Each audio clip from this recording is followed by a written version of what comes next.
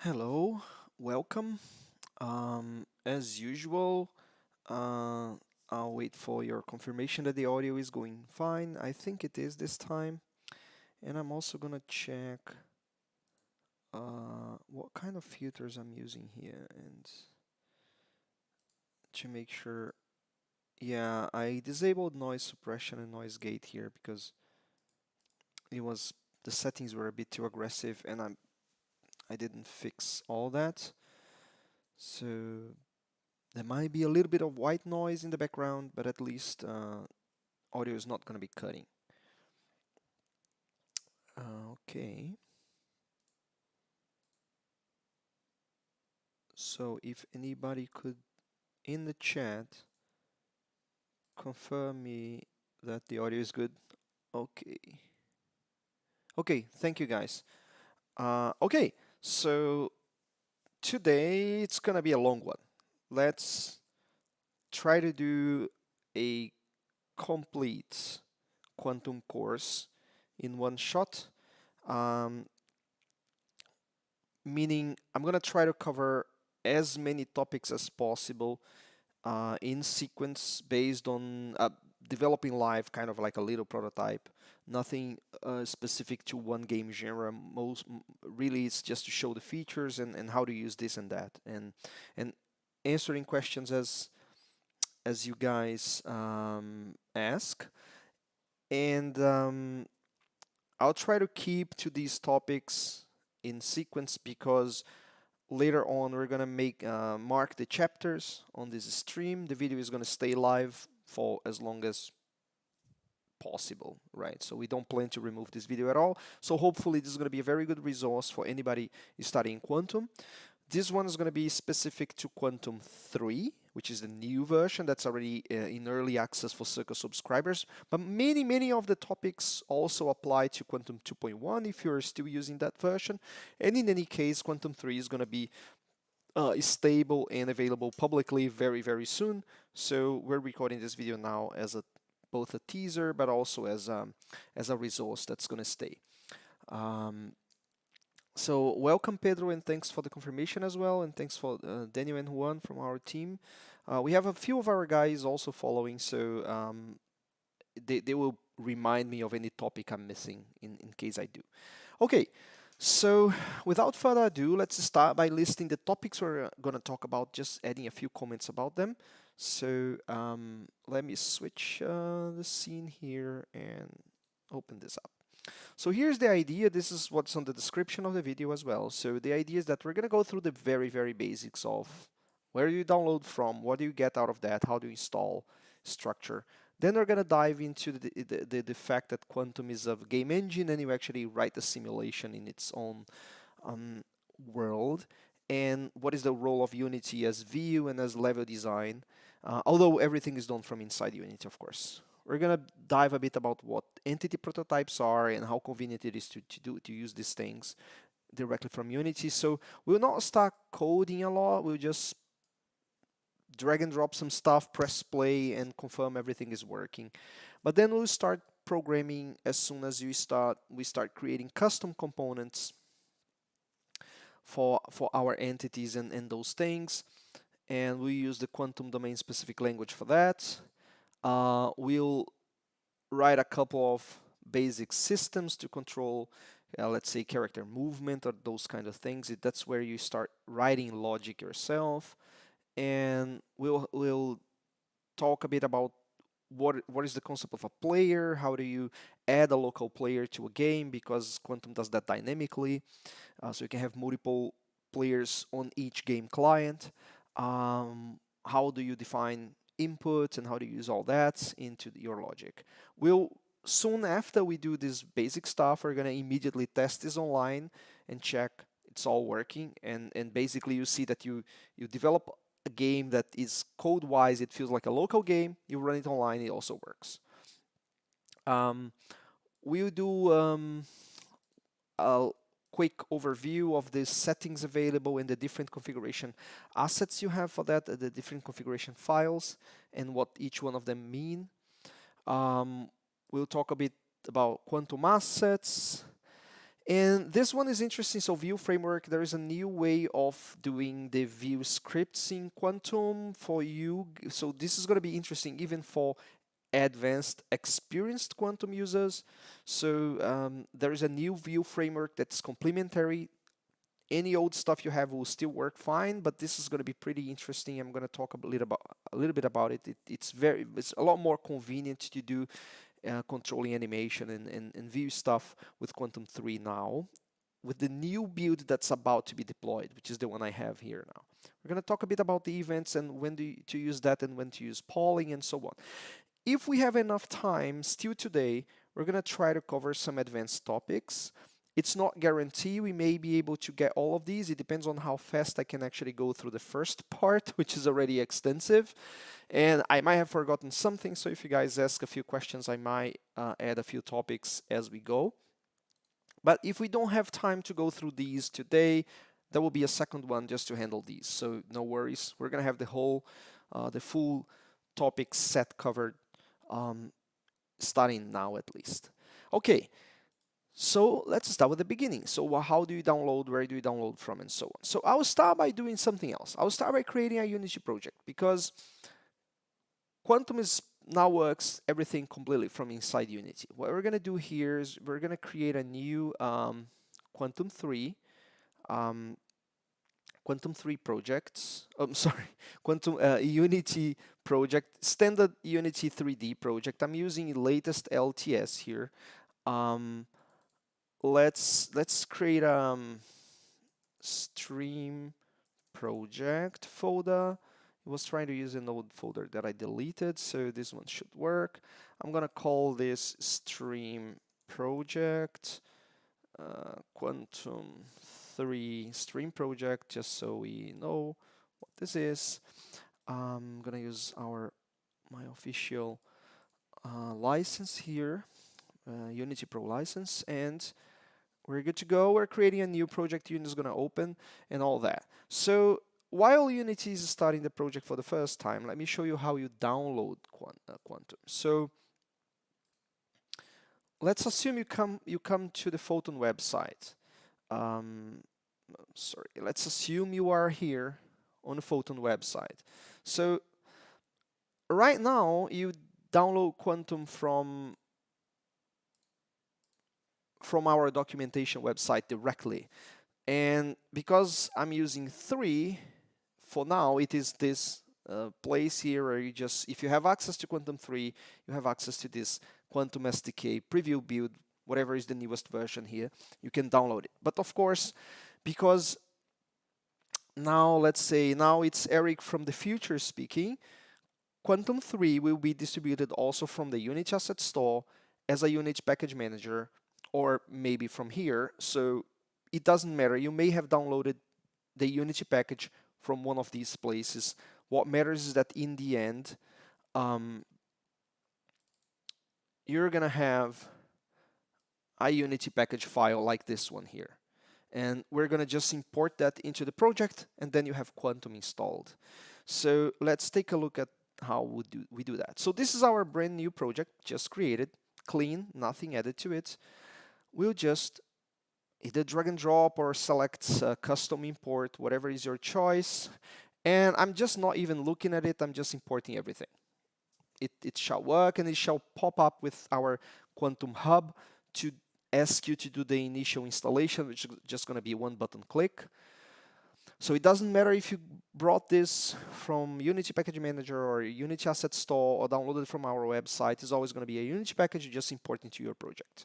So it has to do some initial things. I'm going to just press install here. So the installation part is done.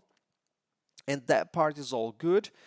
To be able to play online, we must provide an app ID from your dashboard at Photon. But we not necessarily need to do this right now, because you can do this later. We can develop the whole thing with offline and all that without having an app ID, but because that's just one click away, let's do that also. So I'll just go here from the same place where I was at, and I'm going to click on dashboard. I have a bunch of app IDs here that I can use from other streams, but what you normally do is you say, we're going to create a new app ID. It's going to be for a game. You're going to use Quantum. You're going to select version 3. It's not the default yet because it's still in preview, but it will be the default once it goes stable. You give it a name, so Quantum 3 course. That's how I'm going to call it. I create it here. Then I'm going to search it from the ones I have here. Here it is. And I'm going to copy the full app ID here. And I'm going to paste it here. Once I do that, it will be green and all the steps are done. Everything is good. It's interesting to take a look at this Quantum Hub here when you need, especially when you first install, because it has a few interesting links all from here, so you can go directly to the relevant stuff. And it also some tutorials and samples. We're gonna be adding more stuff here as it goes. We're gonna not necessarily list all the samples here, but you have an entry point to where to search for things.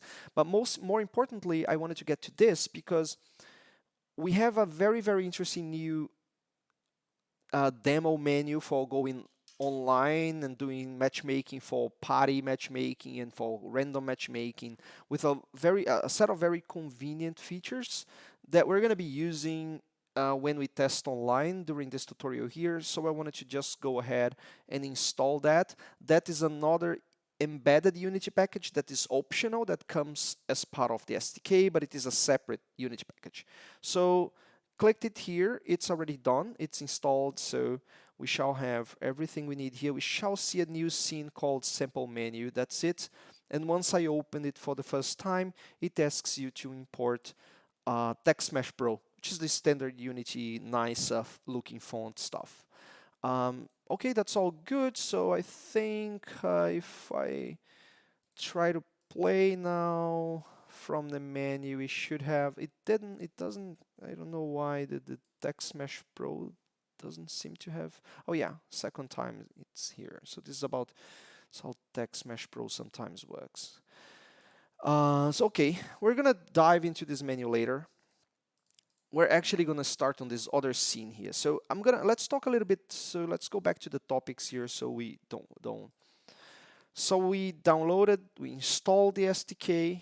Let's take a quick look at the folder structure here.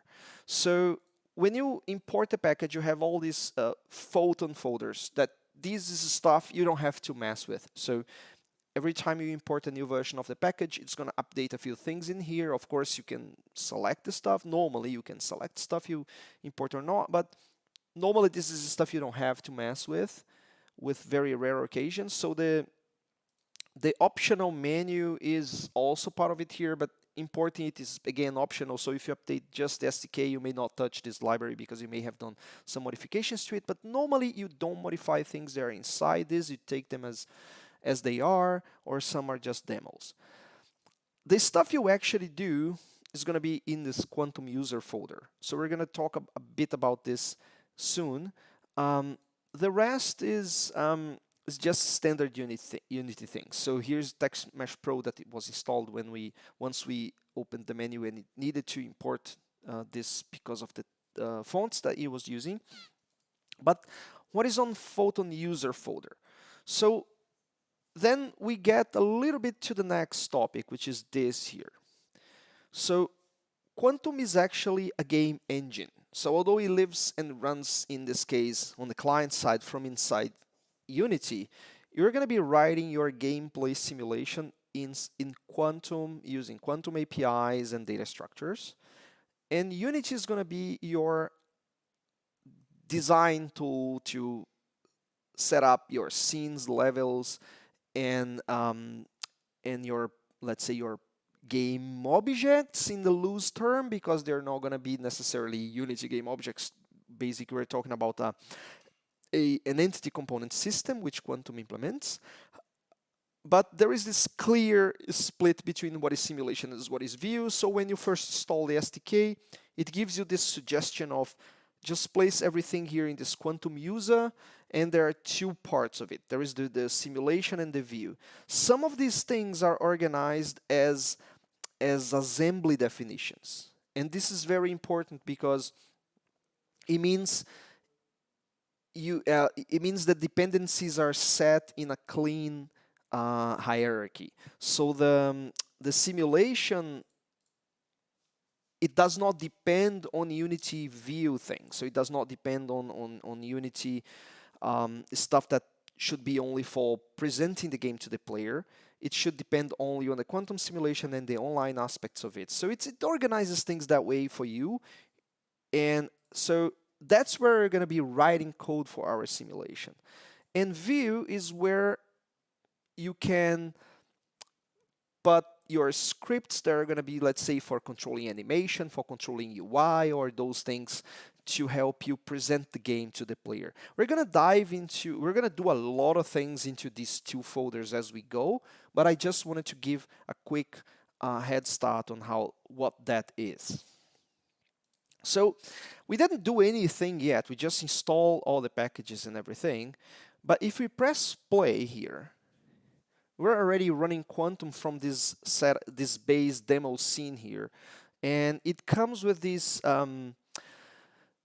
stats UI that help you understand what's going on. So you see which Quantum tick frame is being simulated, how much memory you're using in terms of entities and in terms of the dynamic heap for collections that we have in Quantum, and how long it's taking the actual simulation to take place. Very, very, very fast in this case here. But this is running a local game here. But what comes with this scene? What is that? There are some shortcuts. So if you create a new scene, I think there is a way to prepare a scene setup here. Yeah. You can, for example, create a new Quantum scene, or you can add all the, let's say, basic building blocks of Quantum to a scene. So you have these shortcuts here from Tools, Quantum, Setup. But this one here that comes with the SDK has everything in it already. And I'm going to just briefly comment on each one of these building blocks. So this is just the standard Unity camera, nothing added here. We're going to control it if we're doing a character-based game or whatever, but this is not really related to Quantum, and it's just a Unity standard camera. Same way, there's a light here, but then we have a few Quantum things. So the Quantum EntityView updater is it's just a Unity script that if you have a Quantum game running, it will register itself for some callbacks to be able to spawn views, which is game objects that match the entities in Quantum if your entities were prepared to have a view. And this automates the process of keeping these visually updated from the simulation, and it spawns them, it despawns them correctly, it interpolates them visually correctly, and it's going to call all the view framework callbacks that we're going to talk about later. These all happen from this guy here. You just have to have one instance of this in your scene, and it's good. There are a few interesting things. So Quantum 3 comes with a pooling for entity views out of the box.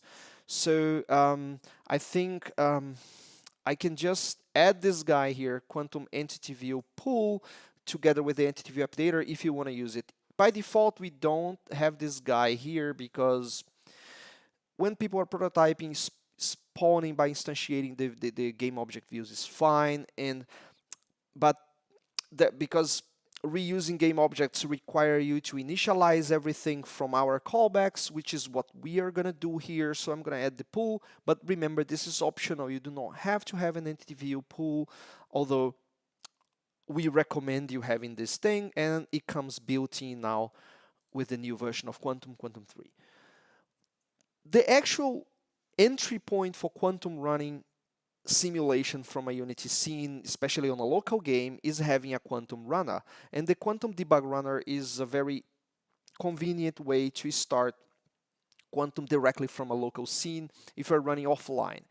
When you run online, it runs from the menu, and this one here is irrelevant, but it's a very convenient way to prototype just pressing play directly on the scene, and this happens because of this guy here. And when running online, it's going to be started from the menu, but it's a similar runner like this. We have these scripts to help you deal with that. So we moved a few, people coming from Quantum 2.1, we moved a few settings directly to the runner, like which delta time type to use. It's convenient to use engine delta time and not our internal clocks, because it allows you to pause Unity and then step through the frames, mostly one at a time here. So you can step through the simulation and see how things go. So it's convenient to use that. And there are a few other things we're going to play around on this script as we add more things. But let's move on to the next topic, or to the next entry here. So the quantum map is a convenient Unity script to help you bake stuff that is put onto the scene into the quantum assets. And what I mean here is, if you add a lot of, let's say, non-movable colliders using the quantum corresponding physics scripts for that, like mesh collider for a terrain or for environment meshes or some boxes and some other things. But not only that, also entities that you create directly as prototypes inside the scene. When you press save, or depending on the options you have enabled, you may want to manually click here. It saves the data in the deterministic format. And for you to understand, normally the concept of what a Unity scene is in Quantum is a map. So it is quantum asset, which is a topic we're going to cover later today. But the point here is that this guy is here to allow us to add these things directly to the scene, and it's going to bake the quantum data that's necessary to run. Then quantum stats is totally optional. It is actually this guy you see here on the left, which is showing the summary of the stuff in Quantum when it is running. So this is totally optional. You can just delete this guy here and it will be fine. You can disable it if you want to. But it has some convenient things. So for example, you can mark it to not start enabled. So the way it works is it is there, it is collecting the data for you, but it's not showing right away. But if you click here, then it shows. So it's very convenient to always have this here in your scenes. It doesn't have to be right away showing all the time, but it is convenient in any case. And finally, it comes pre-built with a demo Unity script that subscribes to where input should be pulled from, grabbing the input from the local Unity instance and sent to the server and everything. Actually, it's sent to the quantum simulation for local prediction and also to the server when running online. And we'll dive into this guy soon, so we will open this script. So this covers all the default game objects you get when you either open this existing scene, or if you say add quantum to a scene. It will basically add all these objects for you, so you have a minimal stuff that lets quantum run from here. So let's move on to the next topic. So as I showed, if I press play here, quantum is running, but nothing is going on. There's nothing happening because we actually do not have any entity, so there is nothing dynamic going on here. So there are a few, of course, normally you're going to add your own components and your own things combined with the pre-existing stuff, but there are some convenient stuff for prototyping. So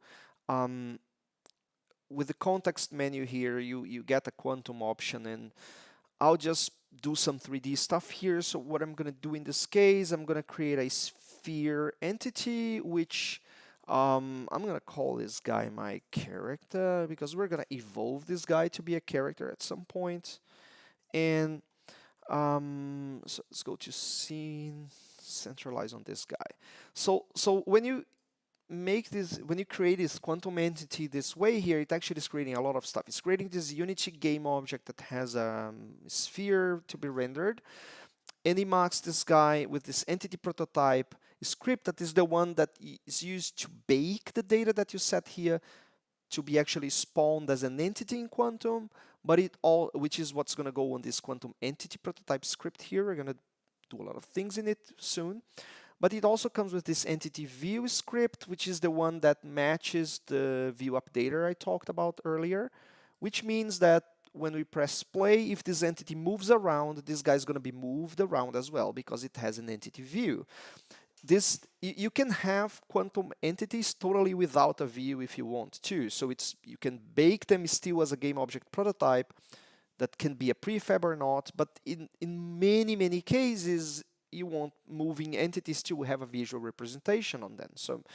So it's very common to have an entity view, and this is the default stuff you get.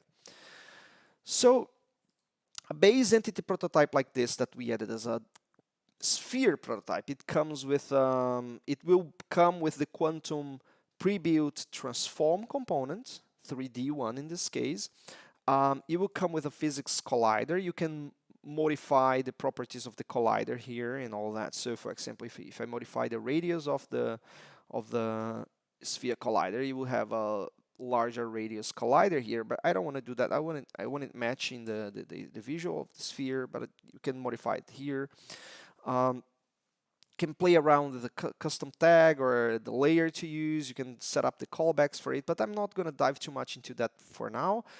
What I'm going to do is I'm going to add also a rigid body component to it just by clicking here, having all the default options. So a lot of stuff on physics you can set. We can talk about that later, but the point is just to add a body, because a collider with a transform, it's just there, even though it's an entity that you can manually move.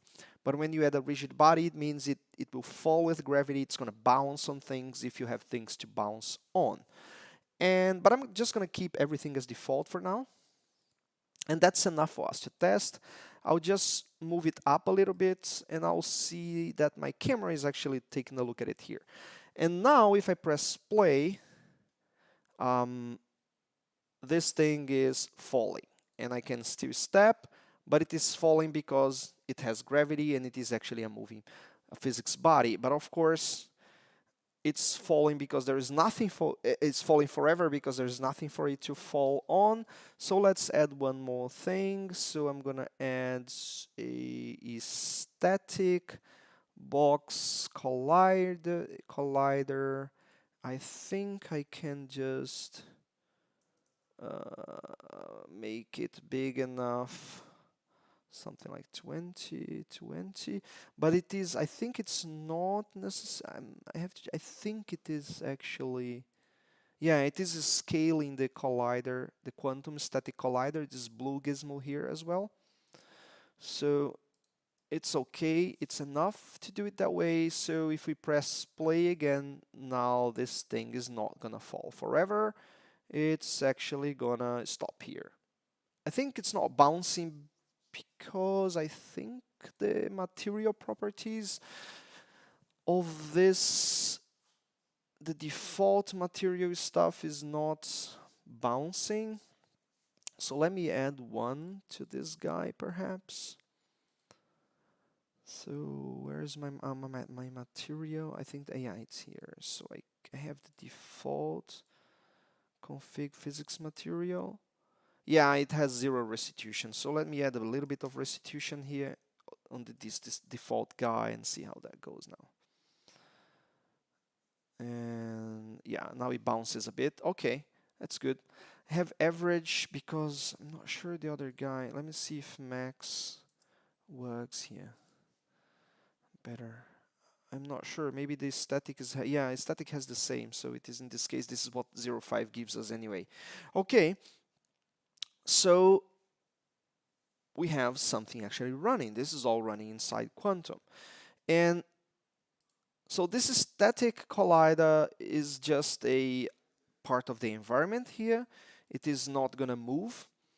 You can add a few things to it, so you can have a different material. You can make it toggable, so statics you can still turn them on and off dynamically, but you cannot move them around. So what is the advantage of statics? They are much faster performance-wise from the physics engine perspective. So having things that do not move it's a good point for environment because it basically flags them to never move into the physics engine, and that allows them to be pre-baked into the broad phase data. The character, which is an entity, we can never mark them as always static because you can always move around with the transform. So, but the point I wanted to get to now is that once you have an entity prototype like this, you can also turn it into a. Notice that it is something that is available, that must be available to the simulation. So I'm gonna make this thing. Let me create a folder here, and I'm gonna call it prototypes. So I can drag and drop and turn this guy into a prefab. So here it is, and it is the Unity game object part of it and the quantum asset that's generated for it. You don't have to look at this here, but it has this GUID ID and so on. This is what it's been serialized as a Unity asset here. And making it a prefab or a prefab variation, of course, comes with all the benefits of Unity. Guys, please let me know if my ugly face is in the middle of stuff that you guys should be seeing. So I think we didn't miss anything from the previous stuff based on where I was here. But I'm gonna move myself to the left here, and I'm gonna show the contents here. I think it works better. Okay, so we're gonna use entity prototypes all the way to the end of the course. So for now, basically, I made this character be a entity prototype by dragging and dropping it here, but we'll make more uses of this, and I'll explain all the other topics about this. But the point is that an entity prototype is basically baked data about all the components an entity has. And on this particular example here, it's coming with a transform, a physics collider, a physics body, but we're going to modify this guy to actually use a character controller. But I want to talk about that soon.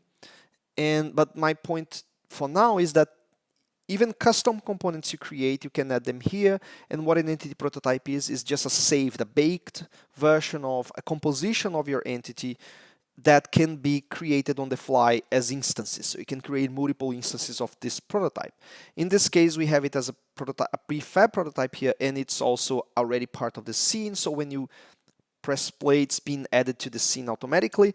And I could have many copies of it here, but we can also spawn these dynamically. And we're going to get to this point soon. So let's go back to the topics here and see what else you can do. Okay, so once we have a basic entity prototype done here, let's start talking about how you define custom data using Quantum's domain-specific language. And we're going to, in particular, create a component to link a character entity to the player who's going to control that entity. But to do that, we're going to modify this guy here to, instead of having a physics body, I don't want to do physics body-based physics, although I could. You want to do a character controller-based.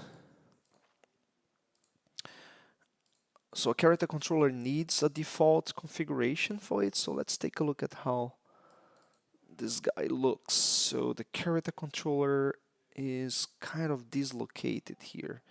So okay, because the sphere, oh yeah, okay. So the default config of it had this this offset here. I'm going to remove the offset and keep everything else the same. So I want to talk a little bit about this default character controller, because this is one of the very, very few topics that we're going to do here just for convenience, but there will be a better version once this goes live and all. So I'm using here the Quantum Legacy character controller. That was the base character controller example for people coming from in Quantum 1, 2, 2.1, etc. And it's still possible to use it on 3.0 for legacy reasons, so people migrating projects. But you guys can either right now, after this basic course, take a look at my other stream where I built a 3D character controller based on a capsule shape, or just wait for the character controller add-on that we're building for Quantum that will use a much nicer capsule-shaped character controller, similar to the add-ons that you have in Fusion, also based on shape overlaps. So, but for the purpose of understanding Quantum and understanding how to use custom components and all those things, this is enough. This one here is enough. It's also super easy to prototype with.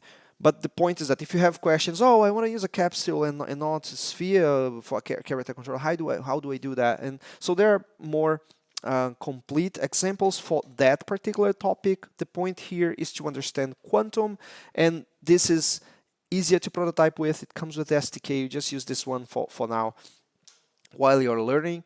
And of course, you can move to the capsule-based, more advanced version for when you're going to build something more complete.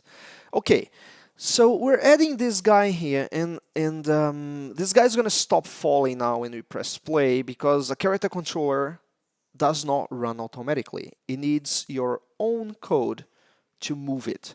So it will only move if you start asking it to move. And for that, we're going to have to add a few things that will make we go full circle and have actual custom logic, players controlling things, and so on. So let me again, so I don't lose myself here. So the first thing we're going to do is we're going to talk about Quantum custom components and domain-specific language. So I have this character here, but I want this guy with a character controller. We'll need a system to move it, but I also want to have this guy controlled by one specific player. So if I have 10 players in the game, I want to make sure that each one of these is controlled by different players. How do we do that? So we need to add data to the entity to do that, and we'll do that with a custom component. So we have here in our simulation, I'm going to create a new folder here where I'm going to add my QTN files. So QTN with a typo on this N thing, it's from Quantum, but it should have been an M perhaps, or QNT. But this is history. We started with this file at this file extension since a long time, and we'll just keep it like that.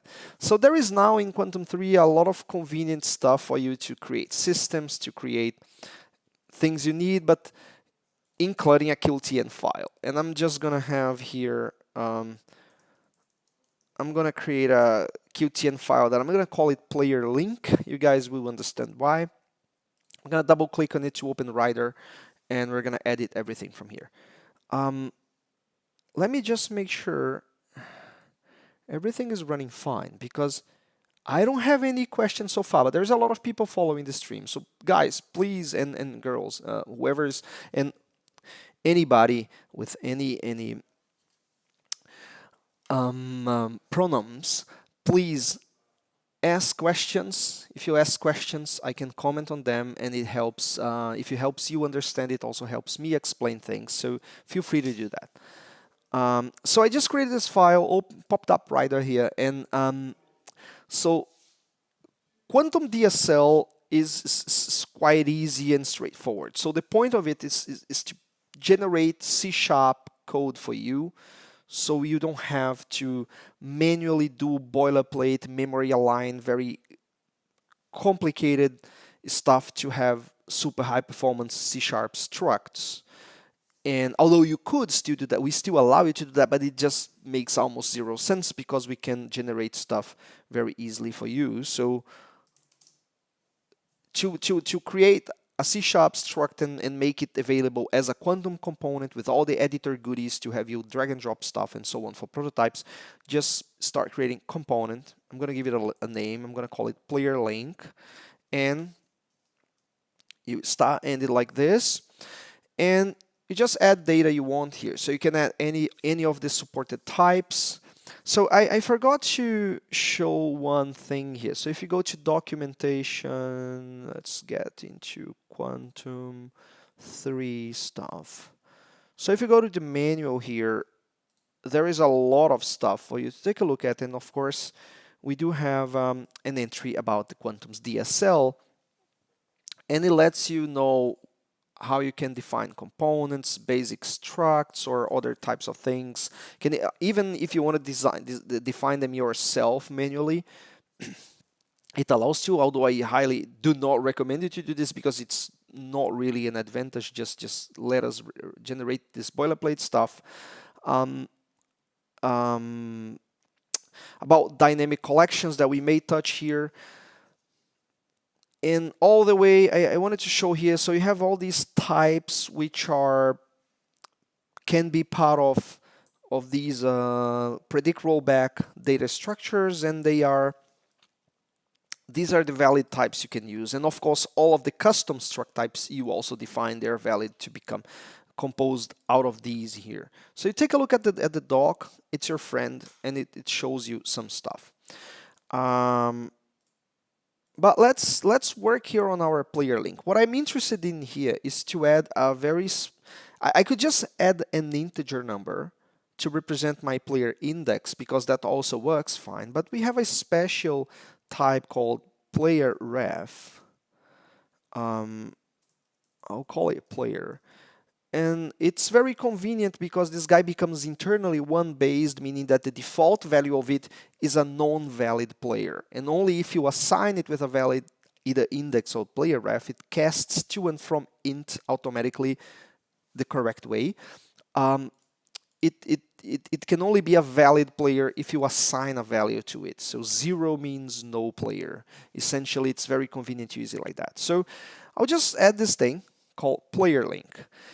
And we'll soon talk about, we'll need input to actually be able to control this from a player, but we'll get to this next. So let's do these three things in sequence here. So now that we have this component, I come here, Quantum already code generated the C# part. Unity had to recompile a few things because the Quantum code changed. And now I have one more possible component type here, in this case player link, that I can add here. So the player link has this player field that can either be not assigned or we can pre-assign a value for it here. So Quantum, by default, it comes with support for 6 players. You can add very quickly. You can increase this up to 128 in Quantum 3, up to 64 in Quantum 2, but we can touch on that topic later. It's also documented. But the point is that we now have our custom component in here, and our entity has that. That's what I'm going to do for now. So I do have a player link, and it works. So if I press play, this will still run fine, but the guy is still not following anymore. So this thing is still moving there. And the reason why, it's because, as I said before, we need a custom code, a system to actually update this entity and make it move, because a character controller only moves one step at a time if you tell it so.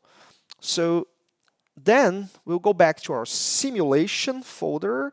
So my face is in the middle here, but I selected from the Quantum user simulation folder. You can see from here, assets, Quantum user simulation. And we're going to create a subfolder here for systems. And I'm going to again use the convenience of a Quantum system filter template. I'm going to call it movement system. So this generates some basic plumbing for us. So it creates this class called name you chose, which inherits from system main thread filter, which is a very convenient way of doing a system in an entity component system like Quantum. So what a filter system in particular, this is running from a single thread. We can move to a multi-thread one when we cover advanced topics far into this later. But basically a filter system lets you define a struct telling which components you want your entities to have. Then you will filter very efficiently inside Quantum's SES only the entities that have that composition. At least that it can have other components as well, but the ones you're interested in must be in these entities. And then you will call this method called update here for each one of the specific entities that match this filter. And you're going to have all the data you need for each one of these entities from this filter, this reference filter struct here, which is this type here. So you must have a public field with the EntityRef, which it's an index to the entity in the entities buffer, plus a version, so it automatizes that if you destroy an entity and another one is created, it can reuse the same index, but it will never be the same because the version is going to be different. So you cannot really reuse EntityRefs. The old one is not valid anymore. But we're interested in filtering some components out of this entity. So I'm interested here in my movement system in components that have the transform 3D component. I'm going to call it transform. I'm not interested if they have a collider or not. So maybe a character controller does not have a collider, and other CCs, character controllers, can pass through this particular person. So I don't care about that. I only care that they must have a transform 3D, and they must have, in this case, a character controller 3D. So I'll call it KCC. So then I can try to move this character controller. Technically, you should do a movement system that does not care much if there is a player controlling this character or not. So ideally, you would have a component that basically contains what should be the direction the character is trying to move towards, and some buttons that are pressed or not about should he jump or not.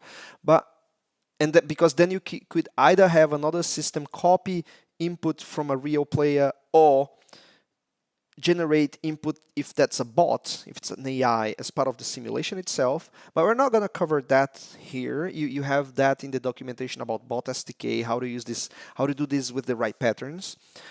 We're doing a simple version here. So I'm going to filter entities that also have the player link components. And I'm going to call it link. So now that I finished my struct, I'm saying to Quantum, hey, we're interested in the entities that have these components here. There are actually other options for filter systems that I wanted to point to. So let me show a bit here. So in systems game logic here, let's say filter systems. Do we have special system type? So we explain here what main thread filter does. But in the end, it is based on filters. And the thing is that there is a way, it's actually on the component filter documentation that I find the stuff I need. Yeah. So when you filter something with on a filter system like that, there is also some interesting things that you can do, which is we want entities with those components, but you can also mark your filter to say, and I want to make sure the entities do not have this component. So you can have with, without, and any, meaning it can have any of these, but not both at the same time, for example, or something like that. So there are variations of how you filter. We're doing the very basic one, which is we don't want entities like this. And the point is that there are ways for you to override and give you, and even on the systems like this, you can say, hey, I want entities with those components in the filter struct, but without these here. So you can specify all that with these overrides here. But I'm not going to do that. We're going to use just the basic one. So now we know that these entities are going to have at least these three components. And not only that, our system is going to be filling in the pointers for these. So you can then do something. I have to check where the method is. I think it's on filter.kcc. Then we can just call move on the KCC, and it needs at least the frame as a parameter, which is a parameter that we get here. It's still called F. Maybe we should change this to frame. Then we need to know, okay, who's self entity, because a component does not know in which entity it has inside the data of it. In our internal data structures, we have that, but we don't expose that directly as part of the component data because it would be redundant. So, but it is exactly the entity parameter that we had here. And we need to say we're moving a certain direction. I'm just gonna, for now, say we're not trying to move in any particular direction. I just want to make sure my character controller moves. And all the other parameters are optional, so we can stop for now here.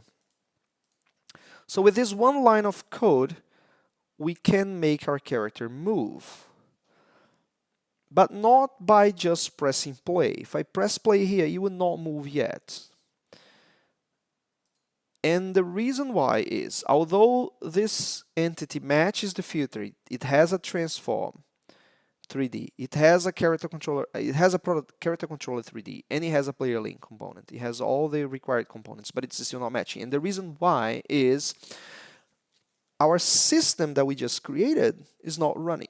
We did not tell Quantum that you want to run that system. So previously in Quantum up to 2.1, you had a code called the system setup, a class called system setup that allows you to selectively say which systems you want to run, including the default stuff. But in Quantum 3, we decided to come back with an idea of making this be dynamically selected as an asset, like what is the list of instances you want to run your systems, which types of systems you want to run, and so on. So, and it's called system config asset, and there is a default version and a sample version of it here. I think it's only the default version for now. So I'm gonna modify the default one here, but ideally you should create this own asset yourself. And essentially it is this Quantum asset called system config. That means that you could, for example, I could go here, create Quantum. I think there shall be a system config as an asset here. I don't see it. I have to check internally, but I'm not gonna worry about that for now because I'll just use the default one here. And here it shows all the systems that are already prepared to run. And this is, so for example, one thing that matters here is that the third element here. So this guy is the Quantum 3D physics system. This is why the character was falling before. It's because there is this, the Quantum 3D physics is running. It starts from this system here called physics system 3D. Which is built in. You could, for example, disable and remove the stuff that you don't need. So and define Quantum to use only the ones you need. So I think, so let me take a look at the ones we need. So for this demo, I don't want to mess too much with what we have here. So I'm gonna keep the entity prototype system because this is the one that it spawns things that come from a map, like these guys on the scene here. I'm gonna keep the player connected system because it has nice callbacks for when a player connects, when a player disconnects, and so on and so forth. It triggers these signals.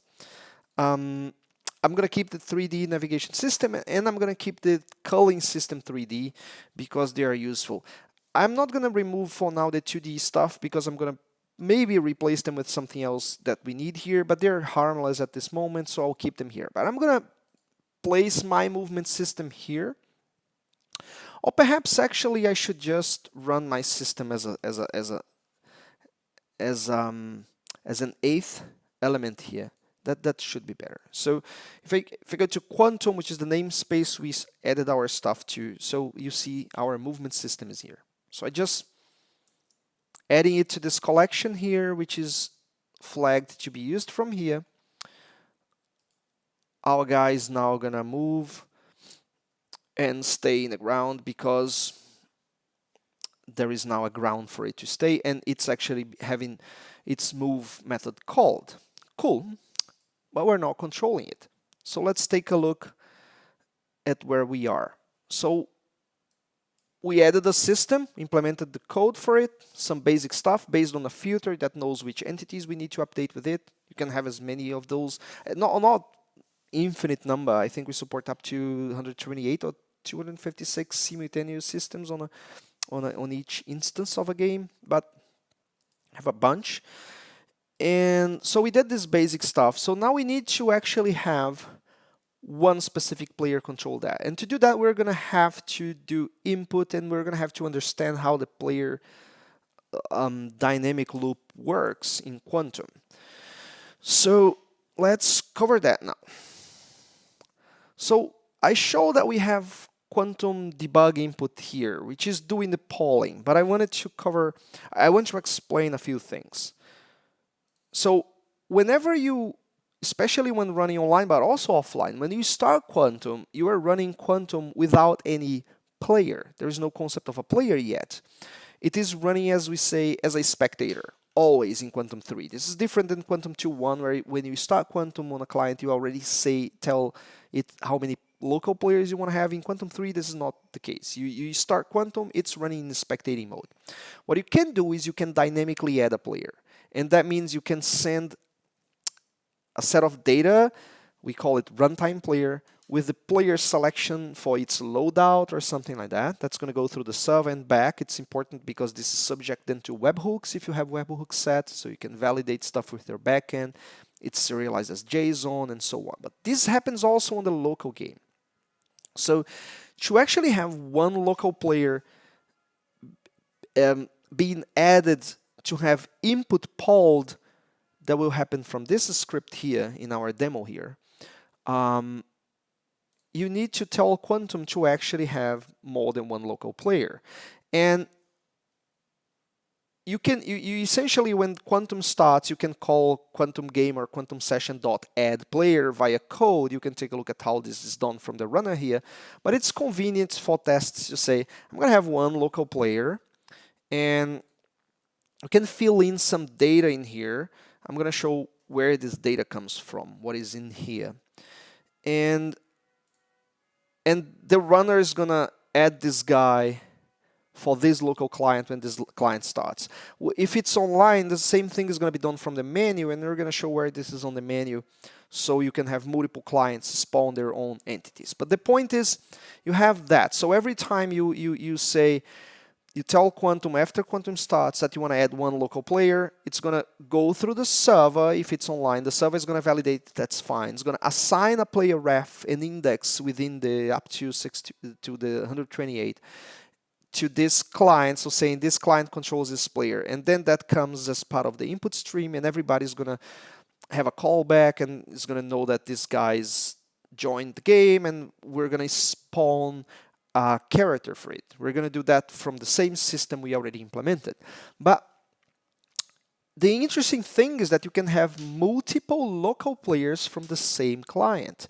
So for example, if you're doing a couch game offline, like a local part of your game, like that you can play offline split screen, you can just have multiple local players playing, and you are going to have the input polling callback called twice. But the same thing can also be done online. So you can have two players playing from one machine against another player in one machine against two other players in another machine, and this can even be in different platforms. So for example, there can be people playing alone from a mobile phone inside the same games, where people from PC are playing split screen, some are playing alone, and any console. So you can have any combination like this, because adding and removing players is a dynamic thing per client now. So once these concepts are explained, so let's take a look at what this class is. So this class is called RuntimePlayer. I think it will be part of the, it comes here. So there's RuntimePlayer.user, which is when you install Quantum for the first time, it already gives you access to this thing here, which lets you add some custom data you want here. So I want to have some FP, my something, whatever you want in here. I think you need to grab the Photon deterministic thing. And once you do that, RuntimePlayer Quantum will have your something here. So it's a number you can add, but I'm not going to use that for anything. What we made the default version of RuntimePlayer already have an asset ref to a specific entity prototype because you may want to spawn a character based on that. And nickname because this is a common pattern we use, but of course you add your own stuff to RuntimePlayer. Notice that people coming from Quantum 2 notice that you do not have anymore to write custom serialization here because RuntimePlayer is serialized as JSON. This is very important because it goes through the network and it optionally can be used via webhooks to be validated with your backend before being accepted into Quantum for online. So this is very, very important. So you don't have to write serialization. It's going to be baked as JSON online when you do it and decoded back when it comes back as part of the input stream. So I just wanted to show this class, but we're not really going to need to do a lot about it. What we're going to actually do about it is whenever a player is added, and that is part of that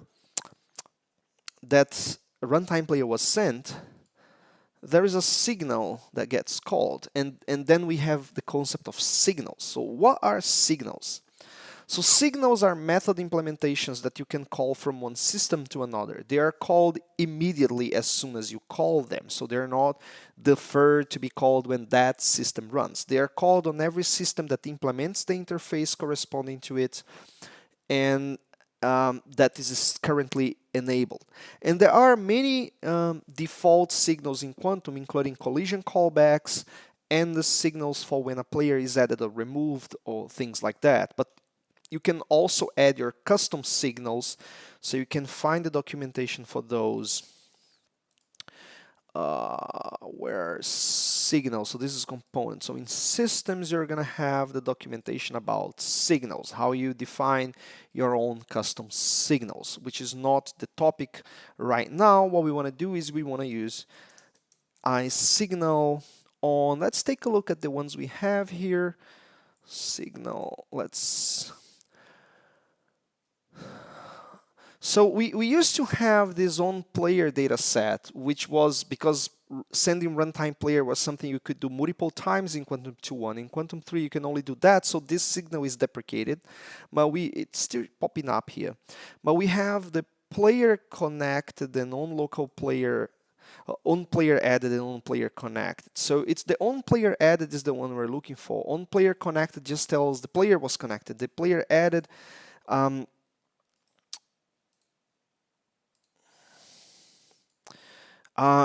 has one more interesting thing for us here. So when we implement this system, we know in which frame this player was added to the simulation, so we can spawn an entity for it. We get a reference to what is this player ref, what is the player index that's being controlled here. And this first time is interesting because say a player connects, send this one time, and then next time this guy disconnects and connects back.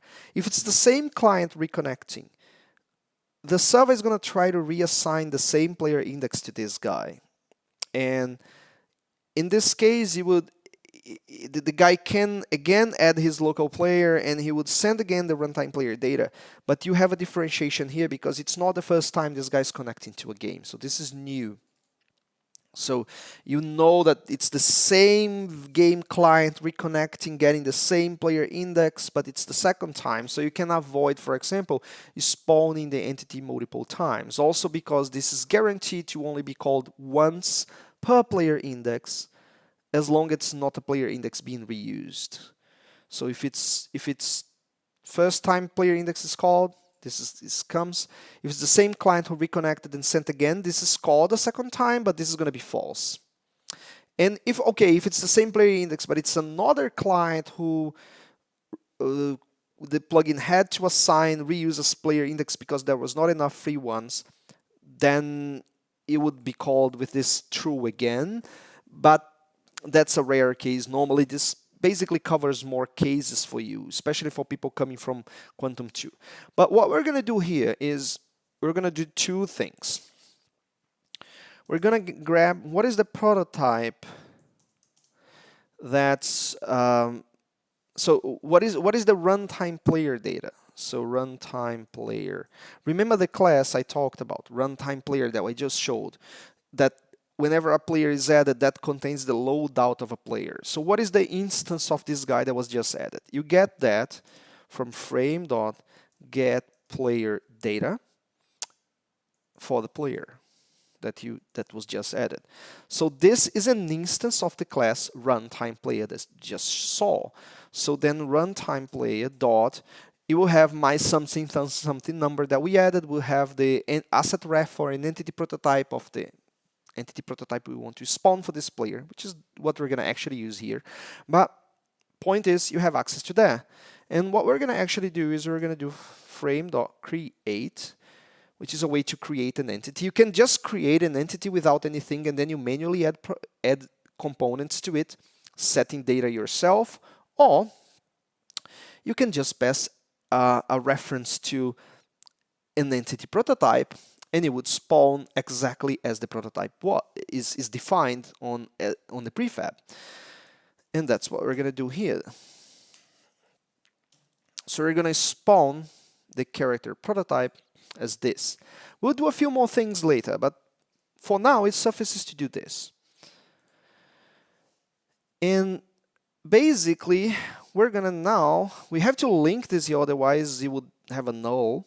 It would not exist, not a null, but it would be an invalid asset ref here. But I'm going to add this reference to that prefab we created before.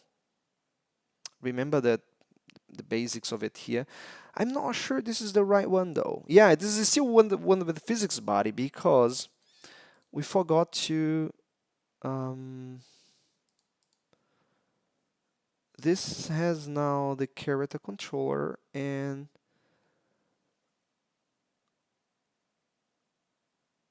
because this is override. Yeah, apply also. It does not match the prefab anymore. Unity, it's the new version of Unity. This is slightly different. On the previous version, it was here on the right. So this is the latest LTS. So applying the modifications we did here to the main one. So now the prefab actually has the modifications. And the point here is now that I'm not interested in this one anymore. I'm not interested in this one that is on the scene. I'm going to disable it.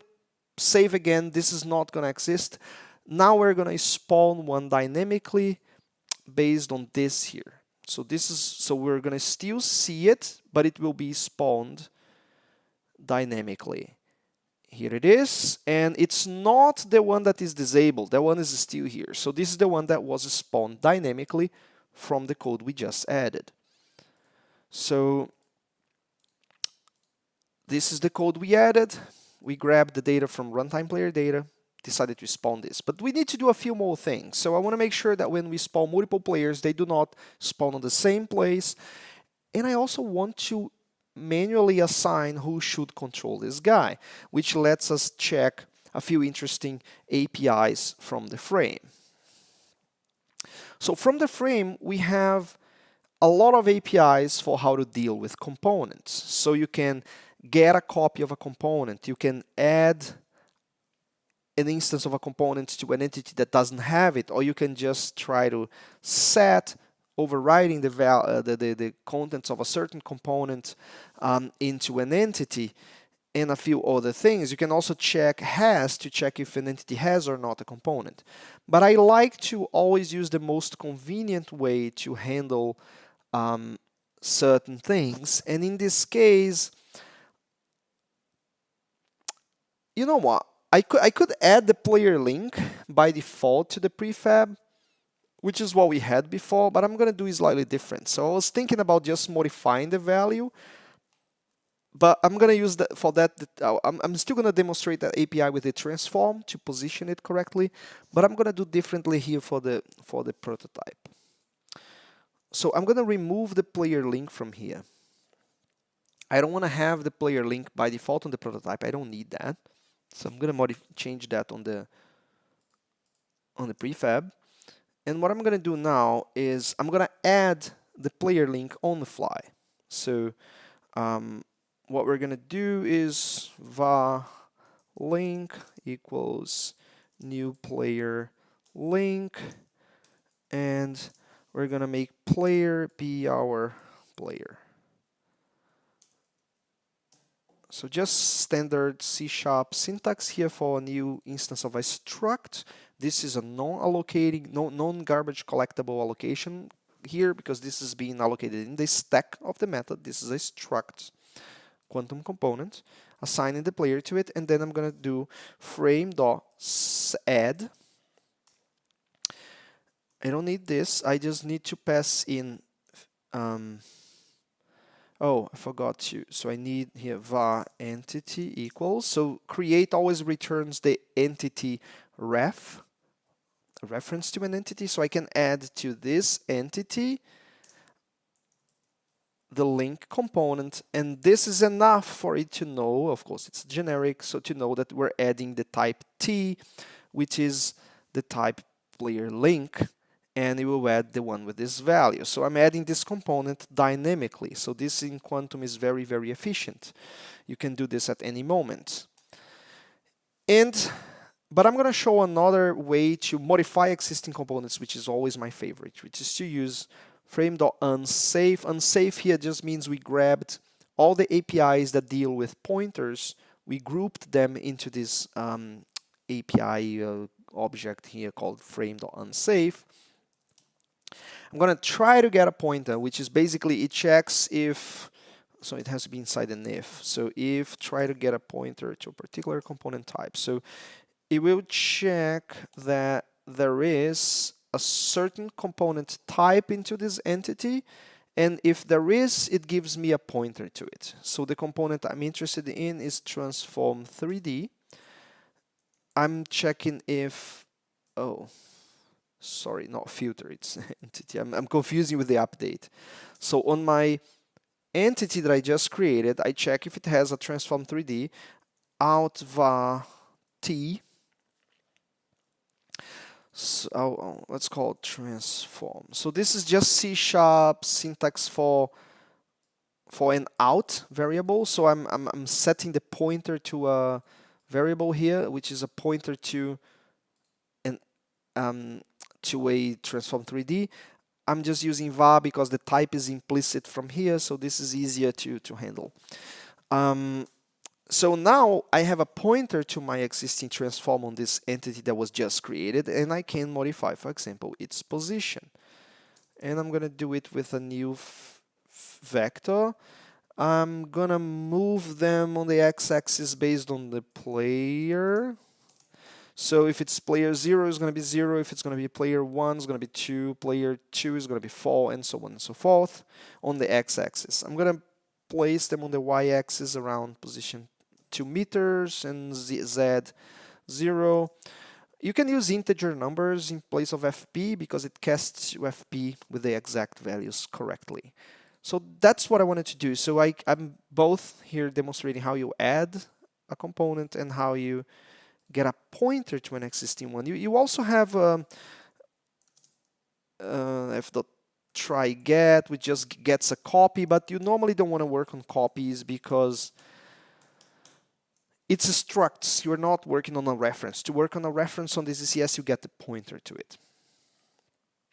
So now we're going to actually spawn it dynamically like before, but we'll add the player link component to it, and we will modify its transform based on which player is doing that. So it's still working, but maybe you guys noticed it was a slightly different position because it was not so high.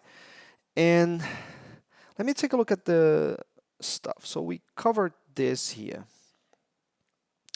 but we need to make this move to finish the topic. But before we make it move, I'm going to try something. If I make my local characters, I want to have 2 characters instead of 1. So they're spawning the same entity prototype, and if I press play here now, we have 2 copies of it. We're still not controlling them, but we have 2 copies. One is assigned to player index 0, 1, first one, then on to the second. They're both controlled by this game client. This is just a local game in this case, but it's here. So let's fix a few things here. So I want to make sure my camera is not so far behind. So something like 5. Maybe I want to, Oh, -5. -5. I want to put it around 4, and I want to rotate it down like 30 degrees. I think that's slightly better for what I'm intending here. Yeah, it's kind of easier to see things here. So this guy is centered, the other one is slightly to the right. Because we're going to add controls now. So we covered the concept of player and the callbacks and all. So now let's take a look at how input works. So from the perspective of the quantum simulation, one very, very, very important aspect is Quantum does not know about Unity. You cannot query Unity's input from here. If you do, you're querying local input. It doesn't make any sense for the simulation that's about an online game. So what you do with Quantum is, you create a struct that we call conveniently input, and you add data to it, which is what is the input you want to represent about one particular player. It's the direction he's trying to move towards, perhaps a few buttons for jumping and those kind of things, or shooting if you're doing shooting, or grabbing stuff if you're looting stuff. So you add that to that struct to have live control input. We also have a concept called commands that is worth taking a look at the docs.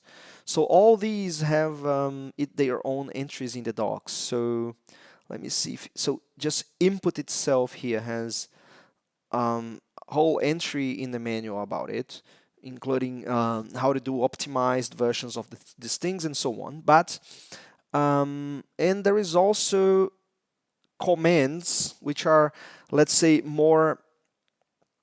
commands are like more complex inputs that you want to use occasionally as variable types of things you want to send to the simulation. Input is more like the common direct type of control that you're going to get live in your game all the time.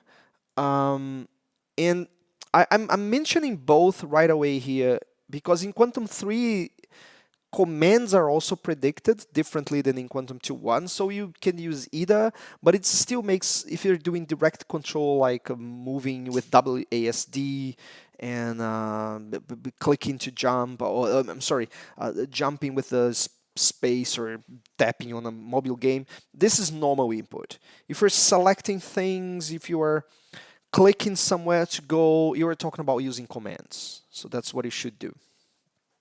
But this is going to be direct input for this character. We're not setting it up for navigation, so we'll do it like that. But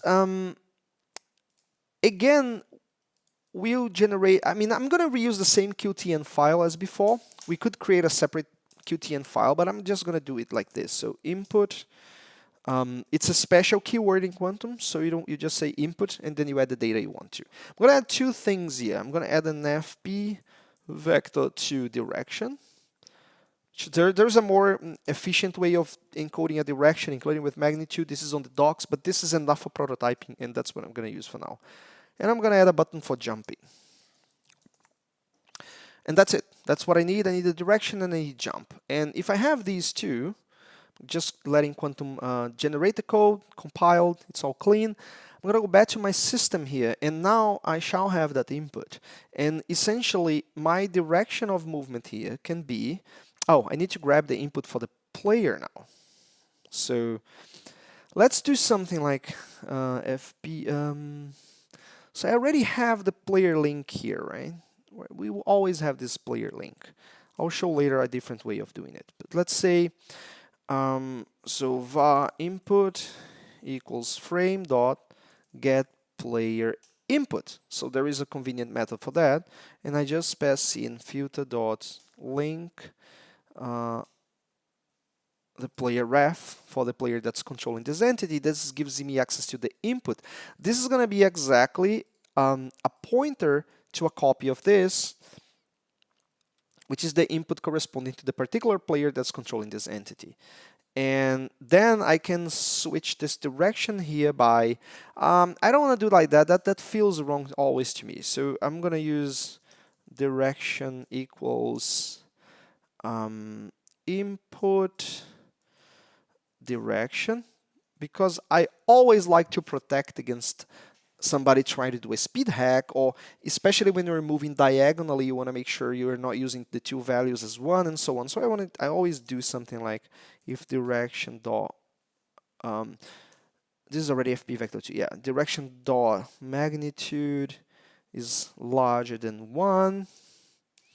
Then I say direction equals direction dot normalized.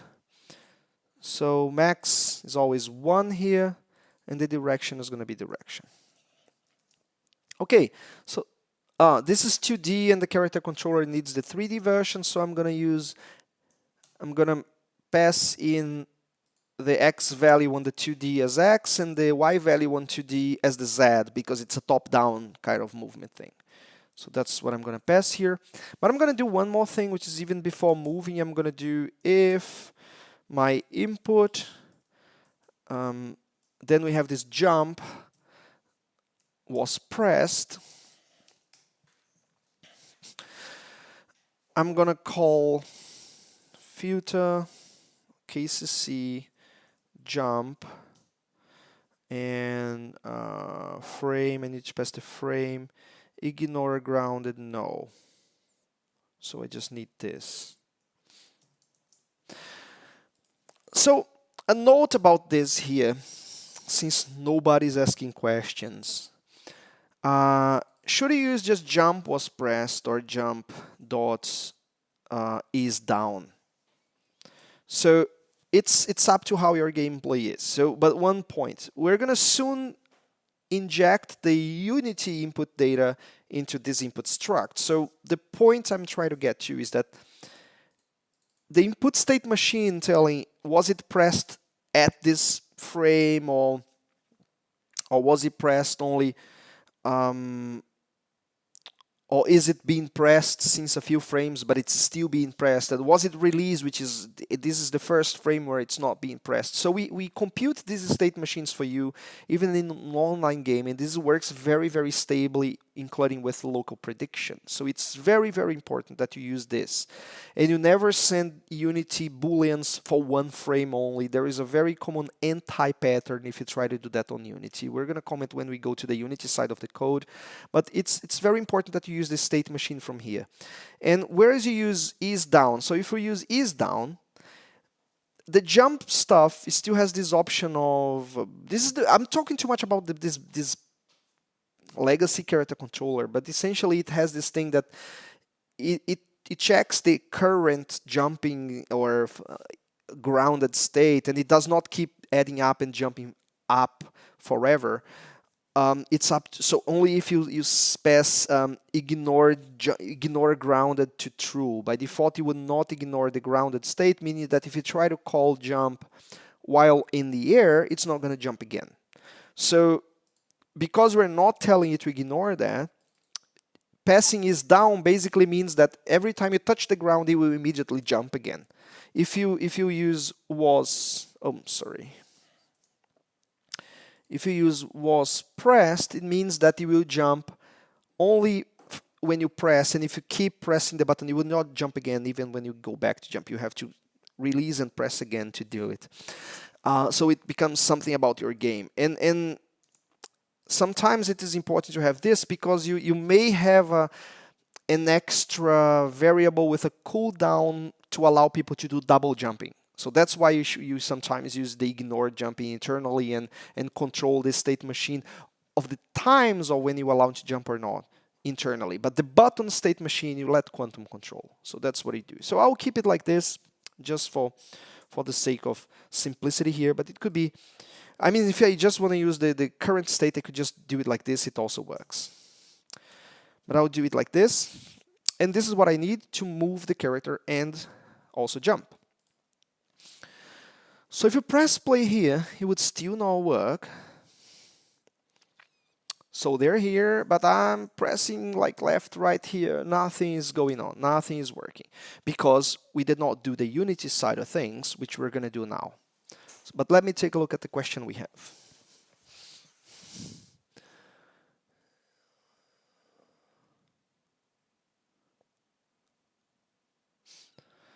So let me answer the question here. Bad Banana, yes, Quantum is the game engine. Unity is just a glorified view if you're using Quantum. But the point is, check the features. You cannot do determinism within Unity. You cannot have replays like the way Quantum does. You cannot have any of these amazing predict rollback physics things using the default Unity stuff. You have to do your own thing, build your own engine, or you use one like Quantum to do these things if this is what you need. And this has nothing to do with FPS. Actually, in FPS, we normally recommend you to use Fusion, which uses more internal Unity things. This is actually more if you're doing something else. If you're doing a game that's very twitchy in physics and you need all these little interactive things to happen as fast as possible and feel like local physics, that's where normally you use Quantum. And yeah, it is implementing everything in Quantum. That's how it works. That's how it always has been for the past 7 years, and all the top grossing and top downloaded games that have been around being done in Quantum, that's how all of them work. And that's how you access this type of nice predict rollback features. You have to learn a different way of programming, not Unity, because Unity does not do that out of the box. And it's not even possible to implement that with the Unity standard stuff at all. So yeah, that's how you do it. So let's continue here. So we define the input struct in Quantum, and the logic is actually there, but we're not doing anything. So let's take a look at the Unity side script here. So this is just a demo script, but the point is, this script here is going to be called on every client for the local players that client is controlling. So if we have 10 players, each 10 game clients connected to a game, each one of them controlling one player, poll input is going to be called once per frame in each one of those machines. And in the callbacks, you even have in this data here, we tell you what is the local player slot of the player being polled input for here. So for each one of them. But the point is that we call locally for the players you control locally. So we use locally on the prediction, and it sends up to the server input on behalf of that player. You normally don't need to know which player this is being called for, because normally you have one player per client in most cases, and it's always going to be about your local player that you're going to have this called. The point is that you have to fulfill the data for the input here. And what we're going to do is we're just going to query the regular input, Unity input in this case, and pass whatever is the current things that people are pressing, buttons, directions, and so on, and throw that into the Quantum struct, and that's what we're going to collect on the other side. So I'm not going to bother if this is the first or the second player. We're going to later do that. So because we're controlling 2 players here, because when we go online, this will not matter. We're just going to have 1 player per machine anyway. So which is what we're going to do next. But let's start here with I'm going to get float x equals unity engine dot input dot get axis horizontal, which is the Unity standard input stuff that gives me a -1 + 1 value. I'm going to do the same with the vertical one to grab a y value. So vertical. And I'm going to get boolean bool jump equals unity engine dot input dot get button. I think we have a jump button, if I'm not mistaken. I will check if that exists, really. I'm not sure. If not, we added one. And we're going to now convert that into the Quantum direction. So the Quantum direction needs to be a Quantum fixed point vector. We're just going to do x 2fp. This can only be done on inputs, y.2fp Can never use floating point numbers inside the simulation, but when converting input to be injected into Quantum is fine. And e.jump, I.jump equals jump. Actually, we can just grab this directly here. It's easier, so we don't have to do this. Let's confirm this exists on the default axis. I don't remember if that is part of the original input manager axis fire. Yeah, there is a jump thing, so that should work. So let's press play, and bang, we have jumps, and I can actually control. But I'm controlling both at the same time, which is okay. Why that? It's because both are local players controlled by this machine. And I'm not gonna log stuff, but this method is being called twice per new quantum tick, one for each one of the players. And you know which one of the local players this is being called for. So for example, if you're talking about a couch game that you have local split screen, you can differentiate between being the first or second local player and acquire input from different controllers. Of course, maybe I should have never even talked about this right now, because you normally in online you're not gonna need to do that. You normally have only one player per machine.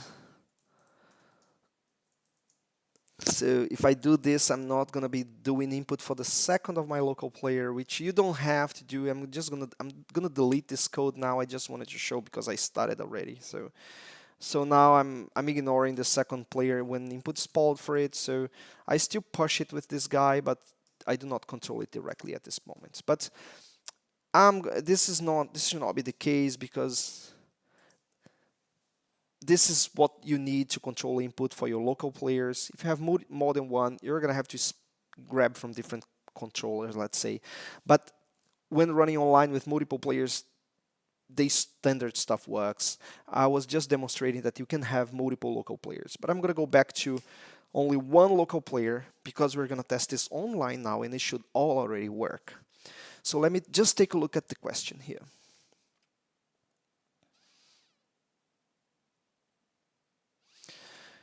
Okay, yeah, we do have a lot of documentation since we started this a long time ago, and there is a nice community growing on our public Discord that I strongly recommend you to join and ask questions, because there's a lot of other developers who already understand Quantum really well. They're releasing games with it. I'm talking even about the public Discord, and of course we also have premium support with Circle.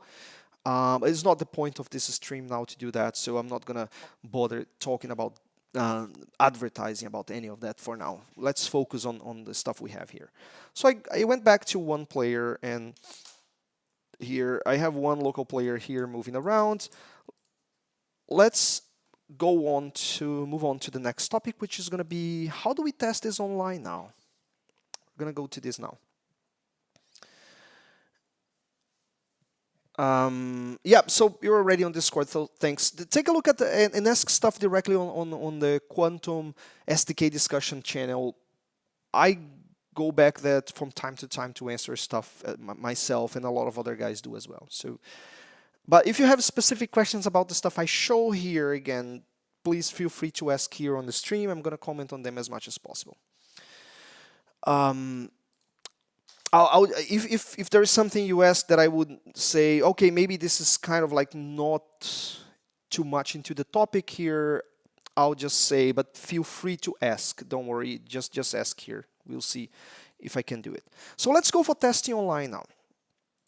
So to test online, the code is the same, the scene is the same, we don't have to do anything. We have our player prefab that's being spawned, all the systems are all done. What we have to do is we have to make sure we start the game from this. And there are a couple of things I want to check that are fine, and then I'm going to comment on what this menu does. So this is a pre-built menu that is a demo menu. You should always take a look at it. There are two. We have both a simple script that shows you how you can connect and start a room and create the quantum stuff with a simpler code. And there is this menu. So this menu is more complex, but it is not to use. To use, it's very simple. It's very, very good for prototyping and sharing a build with others. And this is what we're going to test now. But if you want to use it in your own game, you're going to have to take a look at how it works and do a few modifications to it. But what I'm going to do here is that it has the same stuff about the quantum configurations and what is the default simulation config to use, what is the default system configuration to use. So remember that we added our system here at the end. So I'm making sure I'm setting to the quantum menu when running online to use the same settings as I used there.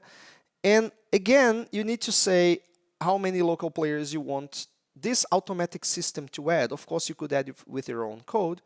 I'm going to say I want to have one local player per machine that joins the game, and I need to set that so it will spawn the character that is set from here. So it's all saved. Let's save the project and all.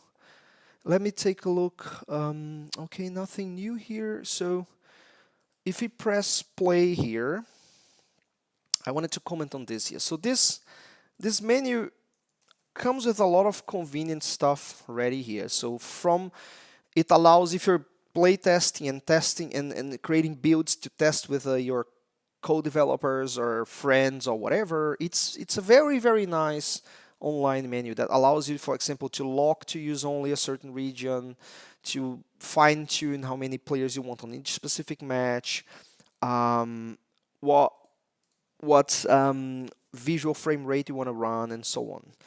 And if you want the builds to be full screen, well, this is already on the settings. It allows you even to change graphic quality and all. So it's very nice.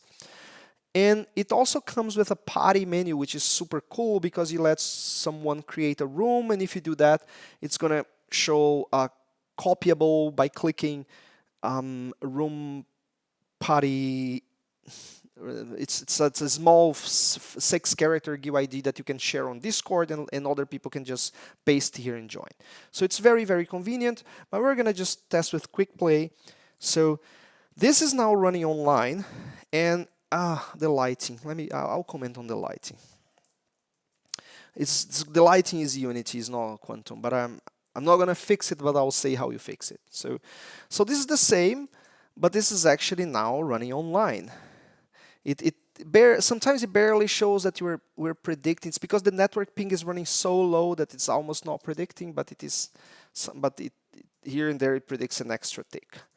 So it's the same code, everything the same, but it's now running online, and we can actually make a build and test together. I'm just going to take a look at the question here before I go.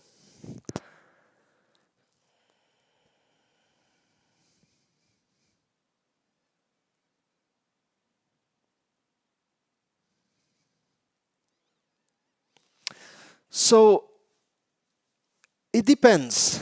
The answer to your question. So you're asking if you can turn a consistent metaverse.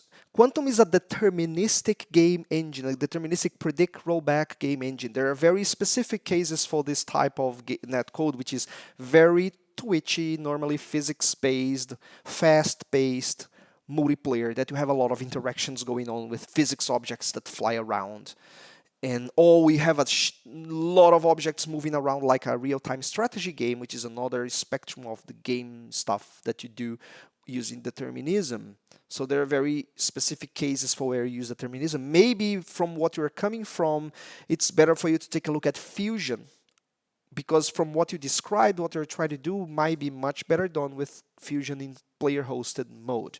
So do no further comments on that particular topic, because that's another SDK, another world to dive into. It has some similarities to Pun when going in shared mode, but yeah, I'm not going to comment too much about that, because this is Quantum. This is very specific to a specific way of doing it. And you asked if we're pushing matchmaking to be harder?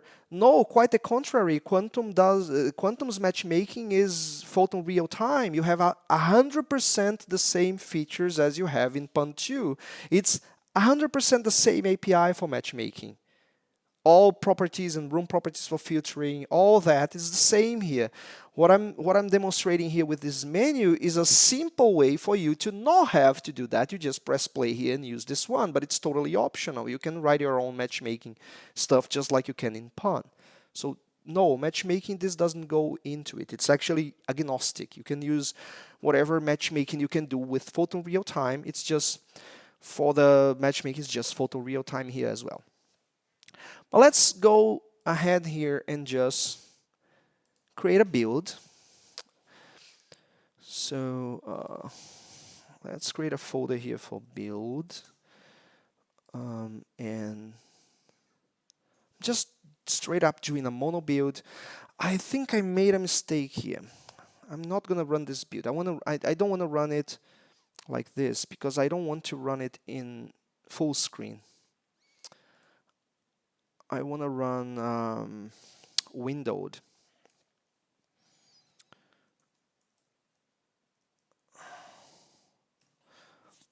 Whatever is the resolution, I want to do something like this because I want to have either two builds side by side or just have build versus editor here. Let's see how big that. Oh yeah, that's enough here. So let's see if that goes fine. Oh, the second one got much smaller. Oh, both got small. And I didn't press resizable. Well, we can leave it there. You know what? Let's make sure we get the right settings so we don't need to be resizable. I also want to make sure they're running in background so we don't get stutter movements that I don't want to have to. So where is the run in background? Oh, I forgot where that is. I guess I can just search. Oh, it's not letting me.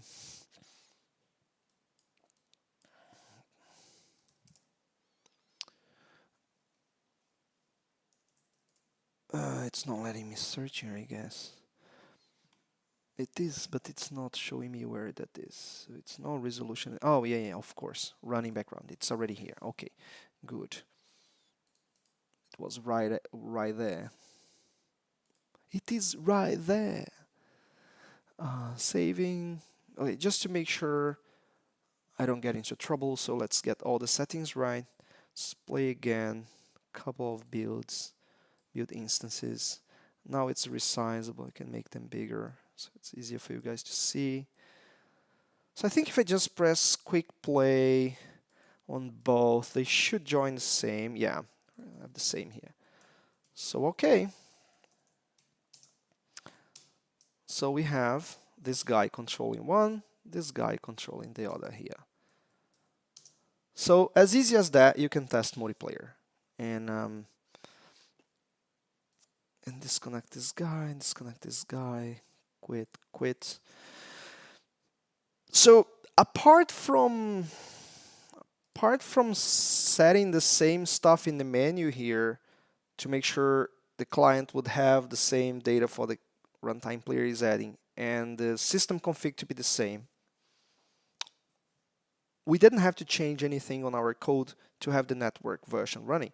So nothing changed on our gameplay scene. It's the same.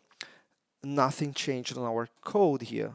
So this code for inputs, grabbing the input on Unity to run online or local is the same. The movement system code that's actually making the movement of the characters is the same. Doesn't matter. Everything is the same. We didn't change a thing. Local, online runs the same. And more importantly, you don't need to know that data is being synchronized. I mean, if game state is being synchronized or not. Everything that's inside the frame is going to stay in sync because of determinism is being used. But then a common question is, does Quantum accept late joining or reconnecting? Yes, out of the box. If you if you have someone late join and the room is still visible to matchmaking or open for reconnects, a game client can join and mid-game, and what's going to happen is when it joins the quantum simulation, one of the other clients is going to be elected as the source of a snapshot. A snapshot is going to be transferred for the current verified game state. The late joiner receives that, and from that on continues using inputs like every deterministic game. So late joins are automatic. You don't have to write special code for it. There are a couple of things you must be aware of, but not in terms of the callbacks. This is in the docs about reconnection and late joining, but not really anything in the game simulation code. I'm taking a look here at my internal things to check if people are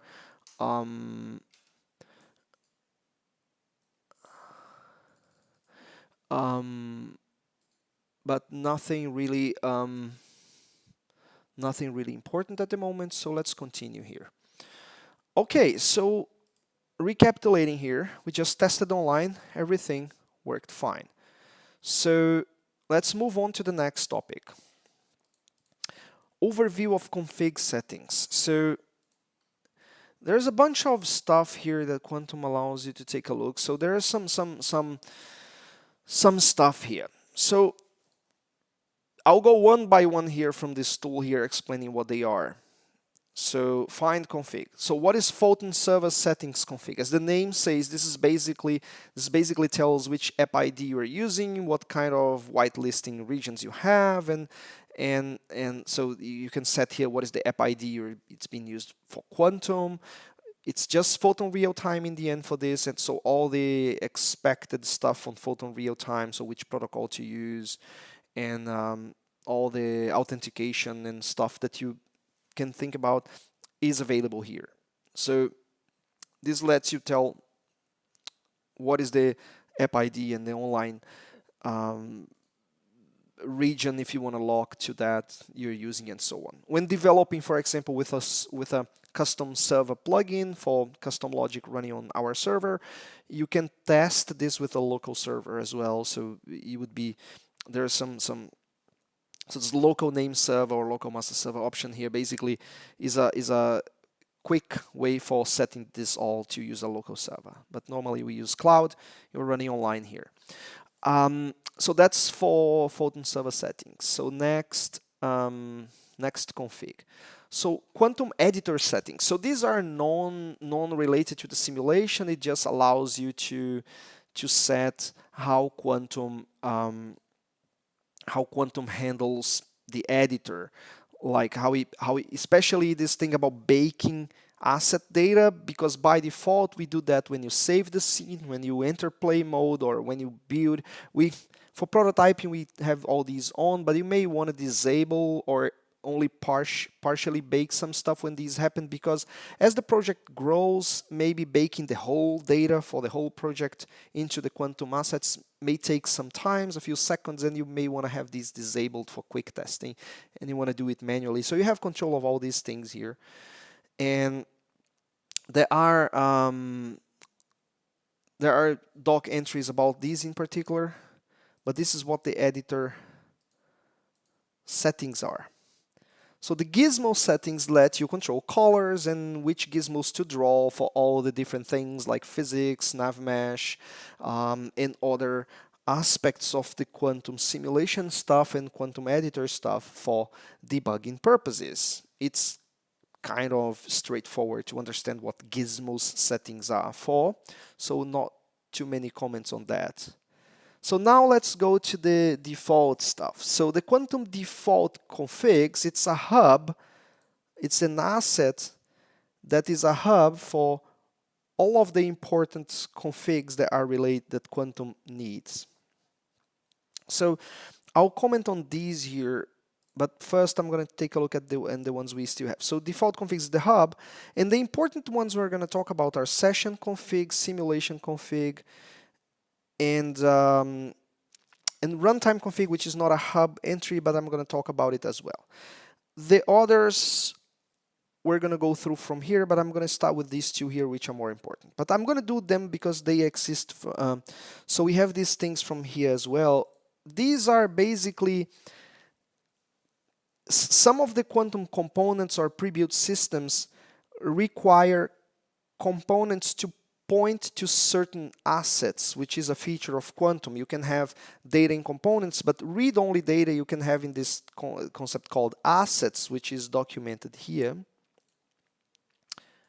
Assets. So there is a complete documentation about what assets are, which are these read-only data containers that you can have your custom ones, or there's a bunch of pre-built ones in Quantum. So these here, like the default configuration for a 3D character controller, a default configuration of the Quantum Nav Mesh agent, a default physics material for Quantum, these or the default asset that tells you which systems to run in Quantum. We already played around with this, so you can access these quickly from these hubs here.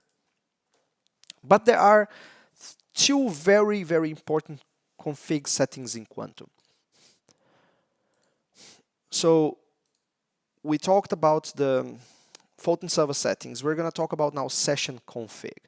So session config is a config that Quantum uses to actually run, to control how the simulation timing and everything runs in Quantum. So here's where you set what is the simulation rate Quantum should run at.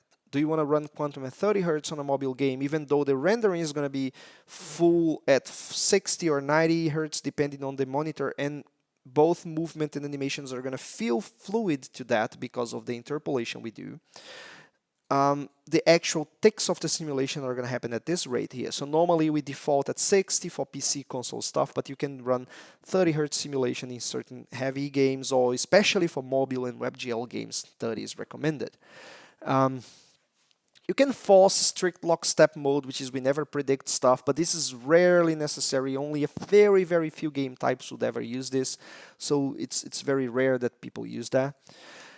Checksumming, we do have a fully fledged checksum system that keeps checking the whole game state and creating a number based on the values and comparing that with the server. This is for development purposes. So every 60 frames it's doing this and sending it to the server. You can configure the interval here.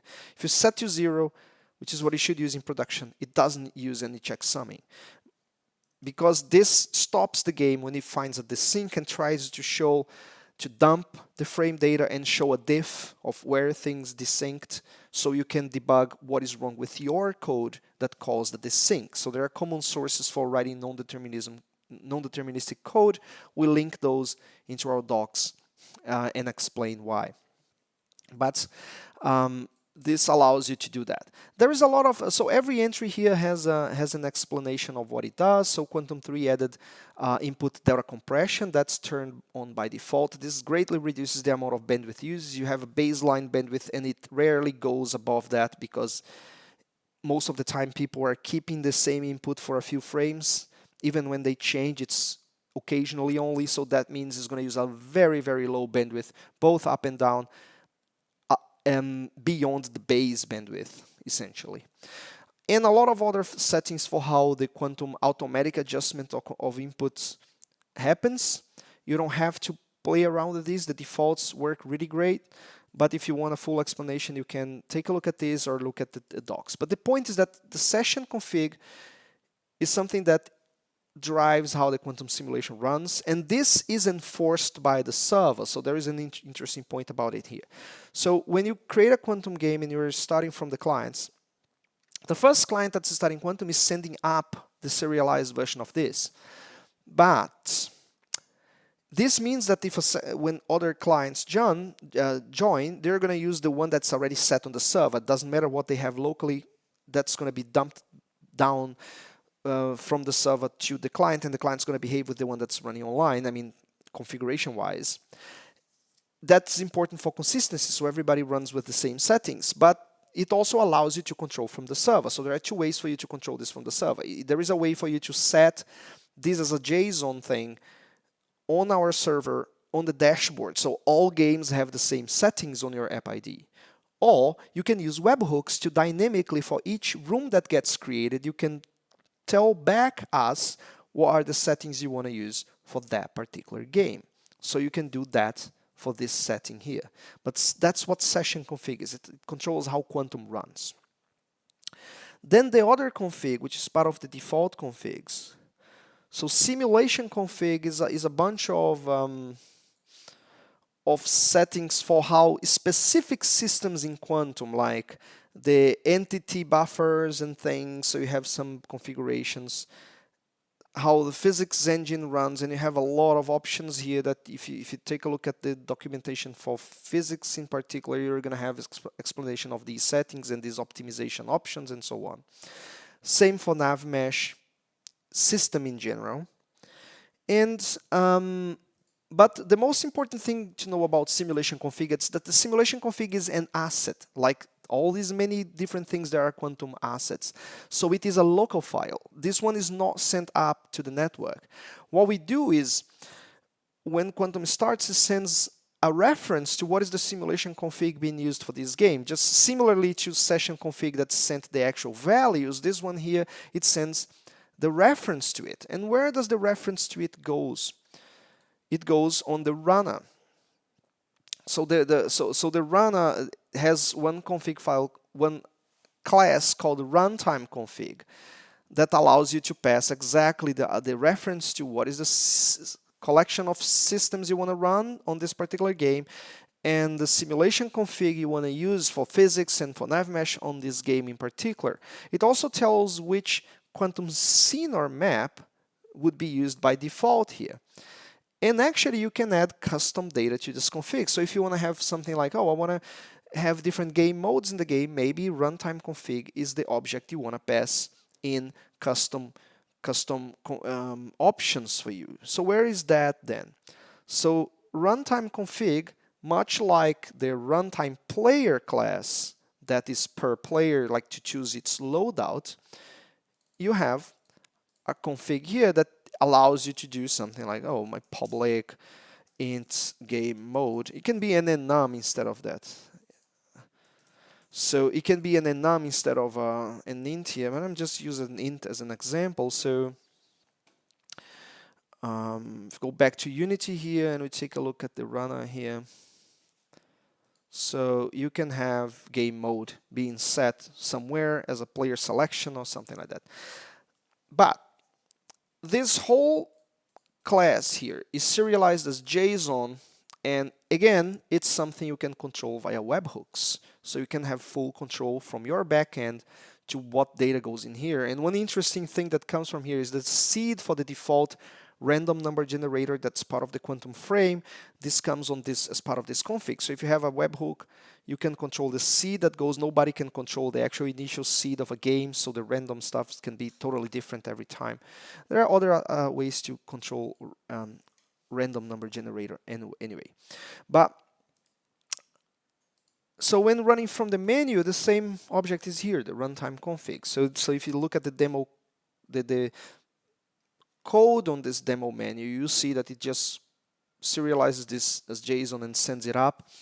And this is what you can do. Also, you can have your custom data set in here, like the game mode from your custom menu, and have your own decisions. Okay, so this is an overview of all these different config settings. Again, there are comments on that in all the samples and the manual entries, but I wanted to have this small section of the stream talking about this concept. And as I said, we're going to mark these as chapters, and people can come back to these parts and take a look at them later. So moving a bit to assets, I want to talk a little bit about assets here. So let me just quickly check again here if there is anybody who wanted to. Okay, nothing of. So assets. So as I said, normally when you do, so let's go back to simulation here. Let's create a folder. I'll do it for assets, asset types. I'll do something like this. So normally when we're adding data to our game state, so you create a lot of components and you add a lot of data to this thing. So, but adding data directly in components is kind of like it always goes into, hello William. So adding data directly to components means that this data always goes into rollbackable memory. So it's always predict rollback memory. And sometimes you don't need, sometimes you have specs for a character saying what are the initial values a certain character has. Of course, you can have that on the entity prototype, which is in itself an asset, but sometimes you have custom data that is read-only that you can offload to something that does not roll back. The reason for this is to make sure your game state that is rollbackable and mutable is as small as possible, because that means your rollbacks move less memory around, so the mem copy instances, the mem that we call, happen faster, but also that if someone is late joining, we only transfer this mutable part of the data. So you should never blow up too much the size of components. There's always data that you can offload to be read-only in assets. And there is another benefit on this. So let's take a look at how you use assets here. So yeah, remind me to comment on some attributes, although that's not necessarily important. So to create a quantum asset, what you do is, let me see if I don't think we added, yeah, we didn't add anything here. So I'll just create a regular Unity C# file here, and I'm gonna call it character spec. It's the name I chose. And it's not gonna be a Unity mono behavior. So first thing I'm gonna do is I'm gonna make this guy be part of the namespace quantum. Let's move this guy here. And this guy is not going to be a mono behavior. This guy is going to be an asset object. We're also going to make it partial, because quantum is going to co-generate a lot of plumbing on this guy for us by inheriting from asset object and marking it as partial. That's going to happen for us. I'm just going to add a couple of things I know I might need. So something like that. So this is going to be my asset, and let's start by adding some public stuff here, like so my FP. Let's say this is my base power, whatever, as a default value of 10 or something like that. So just adding a quick example here. So I create this class, and I can say here assets, and then we use the class name. So telling quantum to co-generate this the other part here by marking it like this. So this is my empty base stuff just with the base power thing. And then what I can now do is I can do asset ref for my character spec.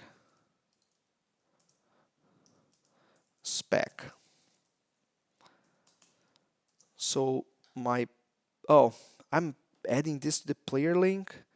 No, I'm going to create a separate character because my player link is coming from, it's being added dynamically. So I'm going to use one that I do it from component.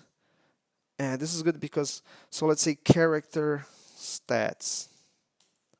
Let's do it like that. So my character stats component is going to have this, because the other important thing is I'm going to add an FP power or current power or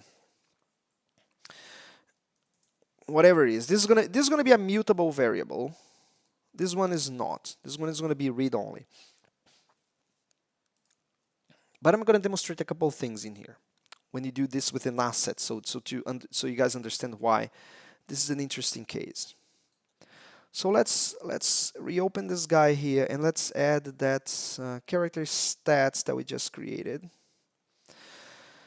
So because we have this spec linked type safely here as an asset ref to the type character spec, we cannot drag and drop any ordinary asset. It can only be an asset which is an instance of character spec. So I'm gonna create here another folder for asset instances because we have the asset types, which is just going to be my code, and I added one for the actual instances. So when you go here, create Quantum, you see that character spec shows up here because we code generate also the Unity, so I'll call it a special, ordinary, or basic character. Basic character spec, which is an instance of character spec. So this is a quantum asset now, and we can modify the base power to be some other value. So let's say this is going to be 20 in this guy. All good, right? But what happens now is that I can now drag and drop it here because it's of the right type. It actually, as expected, you can just select it from here. And let's say I'm going to use that to add code. So I could add a, let's do a clean system for that. That's a better way of doing it. So let's say we do, oh, no, not that. We have a much better way of doing that now. So create quantum system filter, character system. So I'll go ahead and I'll get our default systems. I'm gonna add our character system here so we don't forget. So this is already running, but now let's go to the implementation of it. So character system. So okay, cool, right? What I'm gonna do is I'm gonna do this. Okay, so this is so character stats, stats. So this is a system that only cares about entities must have character stats. It doesn't care about anything else, right? So let's say something like that. What I'm gonna do here is I'm gonna use a special signal, which is gonna be called every time an entity gets this particular character stats component added to it. Actually, I did not even need an update for it. I could use a system signals only, but I'm not gonna. Let's say this is gonna be custom stats logic goes here. Whatever you're doing that has custom stats logic goes here on an entity by entity basis. But what I'm interested in is I signal on component added for the component character stats. So if we implement that, so we get this callback every time an entity is created and has this component from the prototype, or when it's added via code that you do yourself. The point is that you get the initial values already in it here and on this entity, and what I'm going to do here is I'm going to feed in the initial, so I'm going to get this spec, because the spec is component, the spec, but that's just a reference, an asset ref, a soft ref. I need to get the actual asset from here, and you can do that. Assets, it's find asset type. I think I don't need that because the type is type safe. So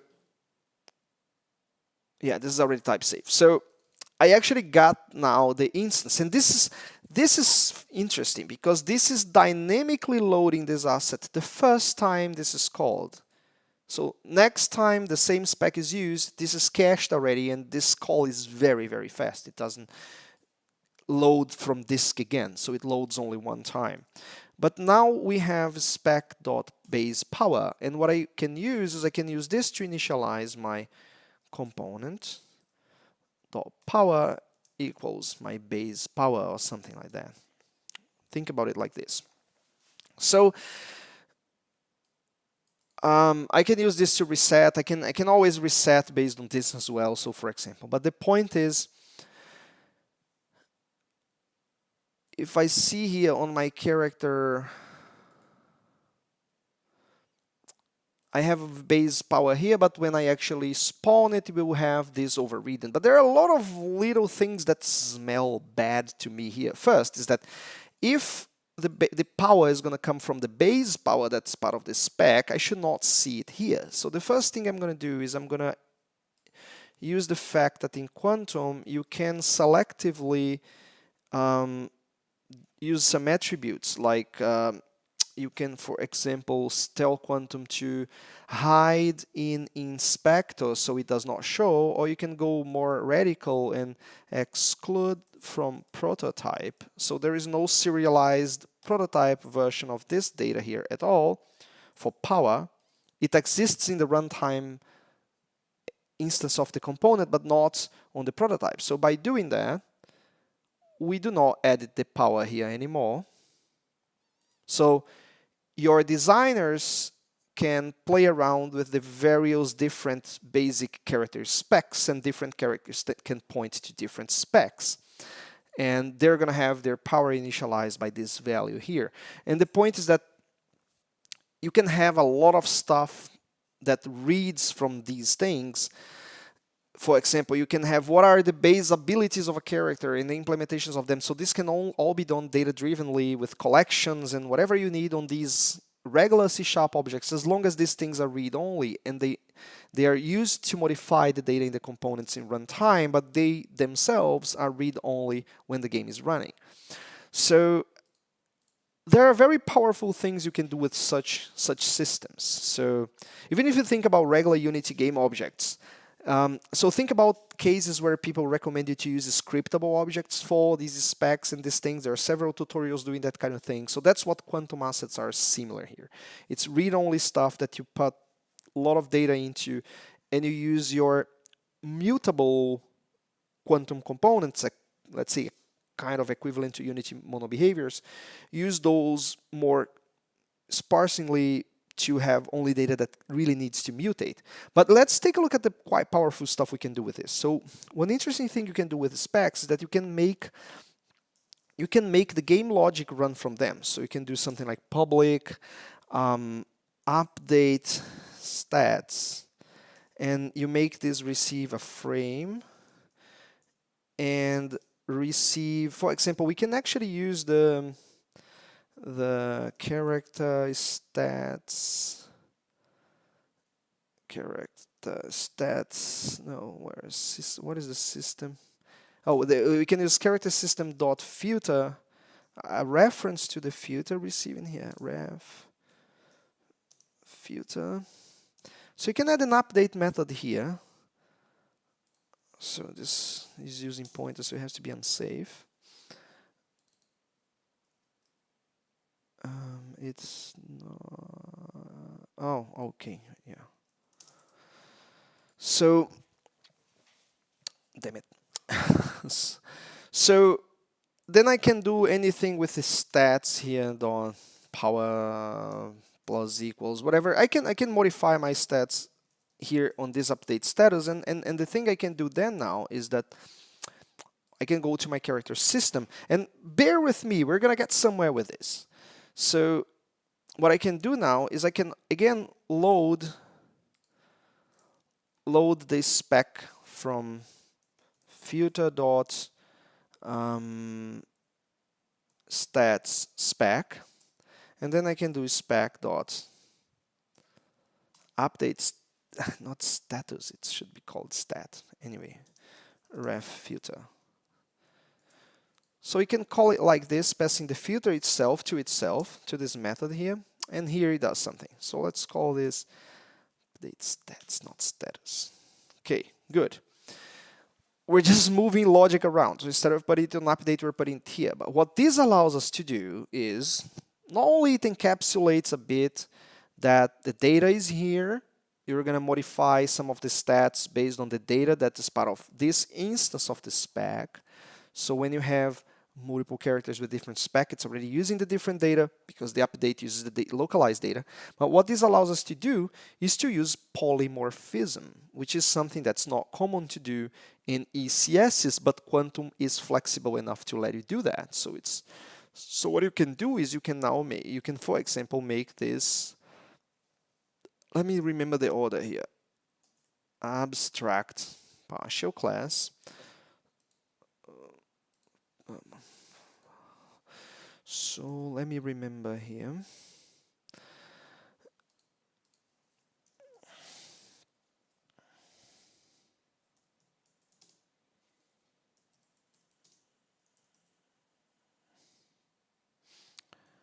Partial class special character spec inherits from character spec, and this guy,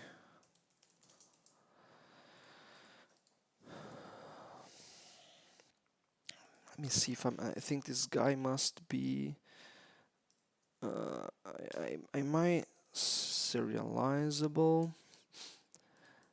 I may recur to the manual to finish this, but let's see if I get it right. So what this allows me to do, so is I can use a different version of my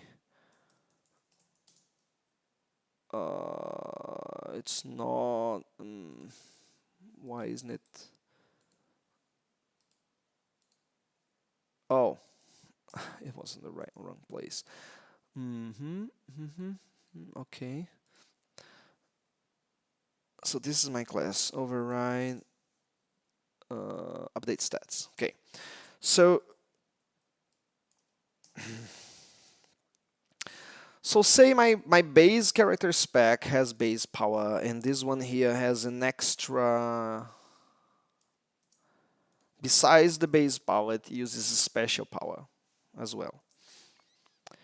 And it has a special implementation of updates special power. I mean, I'm not doing a very concrete example of specs here, but I'm trying to make a point of you can use polymorphism. So variation character spec, which is same thing, but it has it does not have a different power than the normal one. So it does not re-implement. It uses the base one, this one. So something like this, right? The point is you can have inheritance with polymorphism with extra data on the various different specs here. They all inherit from this base abstract spec. And your character system doesn't care. It loads the asset as if it is the super type, and it calls the method. But this is actually going to use the concrete implementation with the specific data for each one of the specific ones. And let's take a look at how this looks on Unity. I think it's going to break this one here because this one is using the abstract type, and this does not exist exactly because the abstract type does not exist because it's abstract. You cannot have an instance of it, but you can now add. So if you go to Quantum, I think I made a mistake. So what is the mistake I made? So character spec. It is abstract.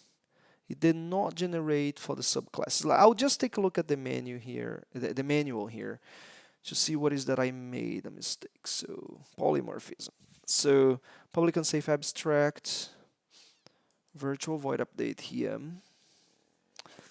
serializable class using that, and we only need to have the super type added.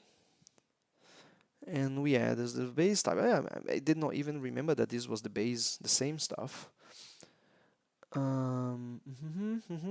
what did I do wrong here? It looks like it's all right. So only the superclass is needed. Asset character spec. I referenced character spec as a spec. Then, it's saying using quantum. Does not need using quantum here. So this is public unsafe. I think the public was unnecessary. I'm just trying to copy exactly as it was. So public unsafe abstract. So this is the abstract. It inherits asset object, and this is the one declared. Oh, okay. No, yeah, but this is only if I want to keep a specific reference to the mage spec.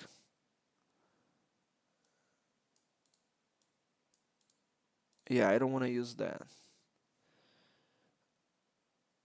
Yeah, asset inheritance. Anything I missed here? So they just need to be serializable. So this should be right here. This is public character. This one inherits, this one inherits. They're the concrete classes.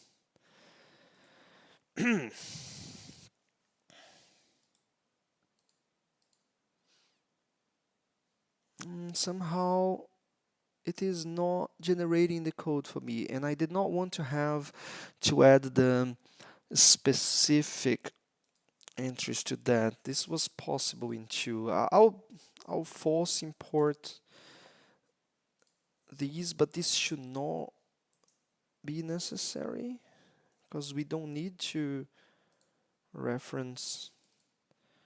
I think it's import asset or asset import. Let me confirm.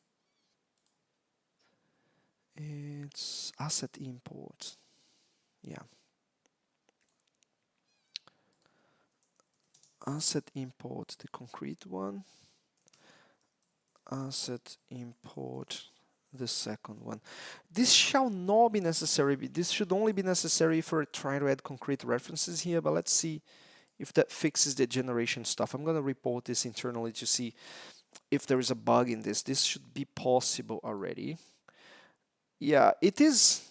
It also should show it under character spec, because creating for character spec should not be possible anymore because it is abstract. And these are possible because they're concrete. And I'll call it special spec. And you see that it has both the base power that comes from the superclass and the special power that it adds. And if I add the variation character spec, it has only the base power because it didn't add any data, but it is still the different concrete class on this particular asset. And now when I assign here, I can assign either the special. There's definitely something off here. So it's not recognizing the inheritance of this correctly because it should allow it to go. Let me tag one of the guys who work with this all the time, so because I might be doing something wrong here. Just real quick.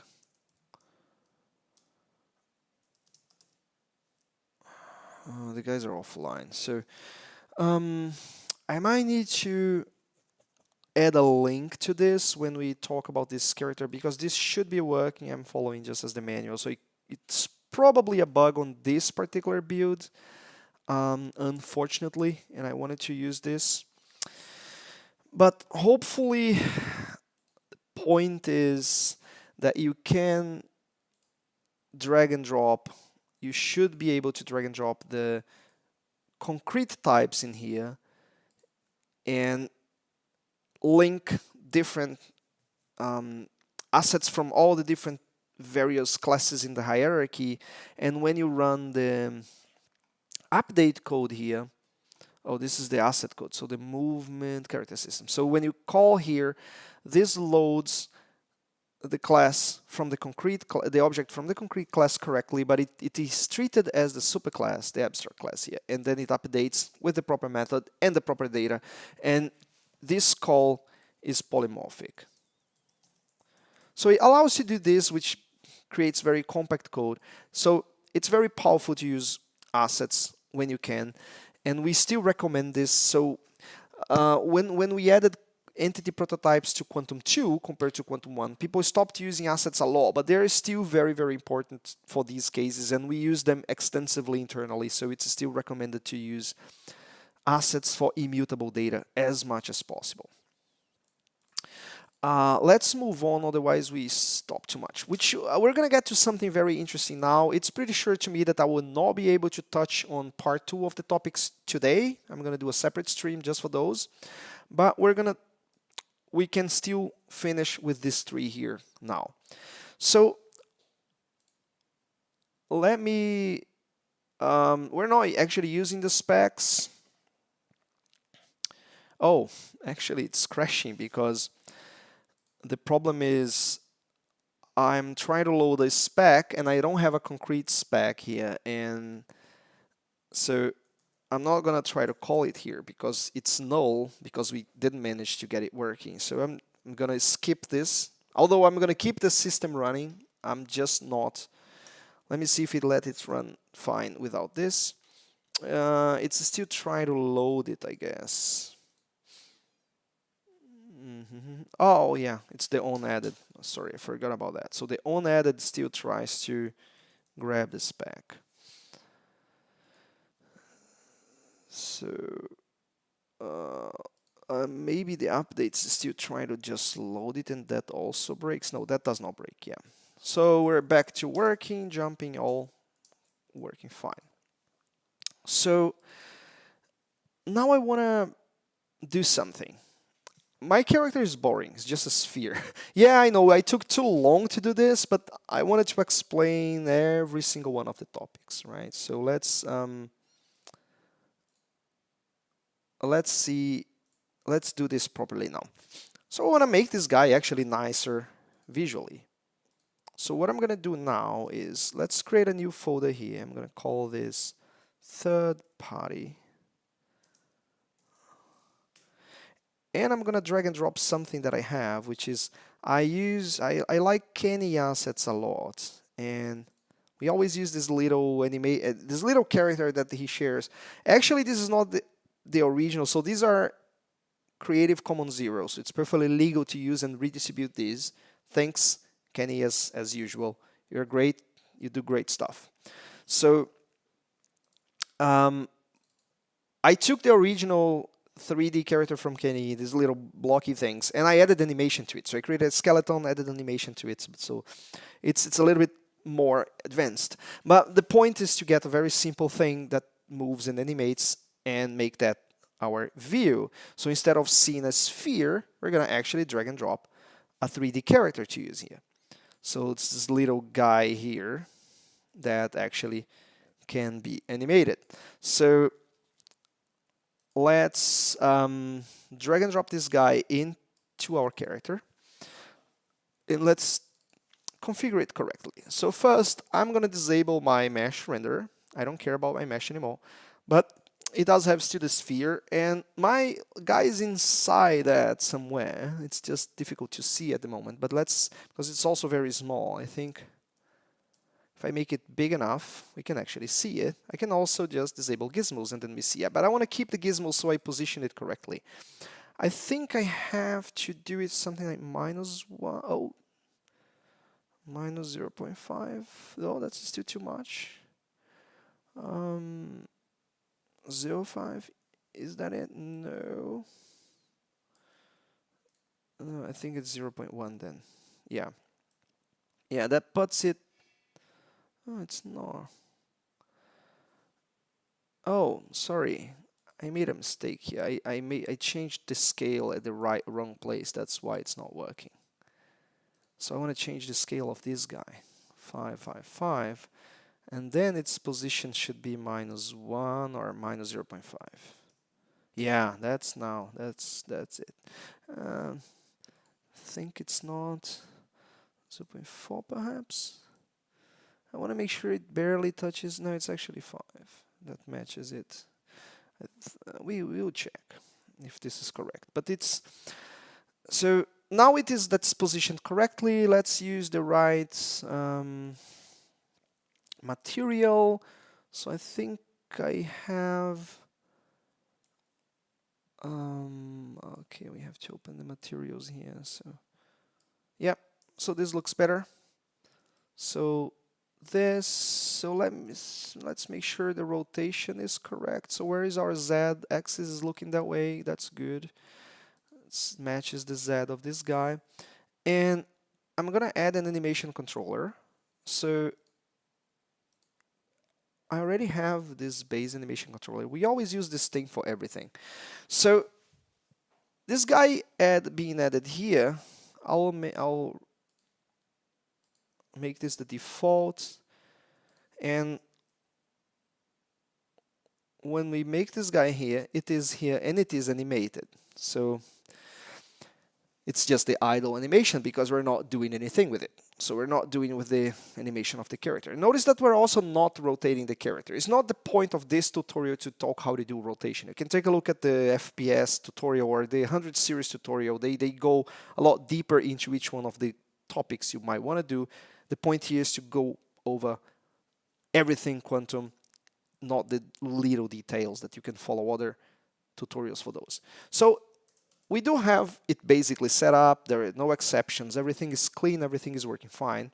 But we want to control this animation to match the speed of the character controller velocity. So when it's not moving, it will idle. When it's moving, it will actually move. The actual animator that I have on this guy.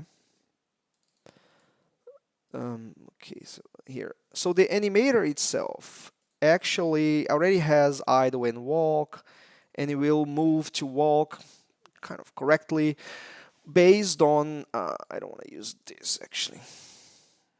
The same for this, I don't want to use that, I want to move immediately.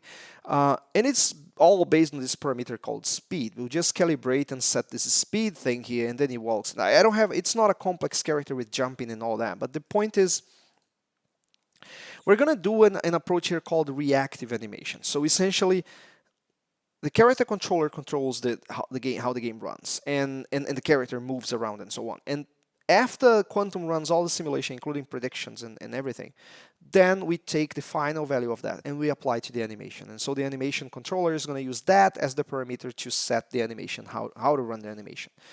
So how to do that? So the way we're going to do is we're going to add a new script here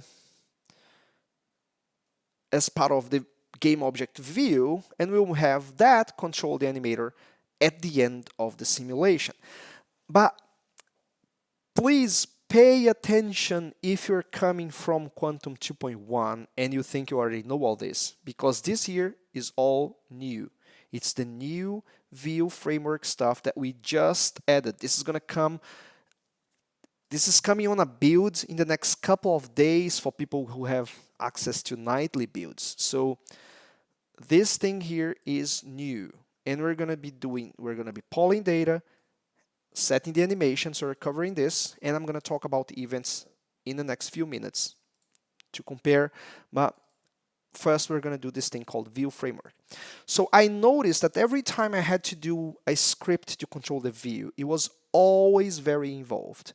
Always had a lot of boilerplate code. I always had to grab a reference to my sibling Quantum EntityView to know what is the EntityRef. I always needed to subscribe to the onViewUpdate callback. I always needed to have a reference to this, a reference to that.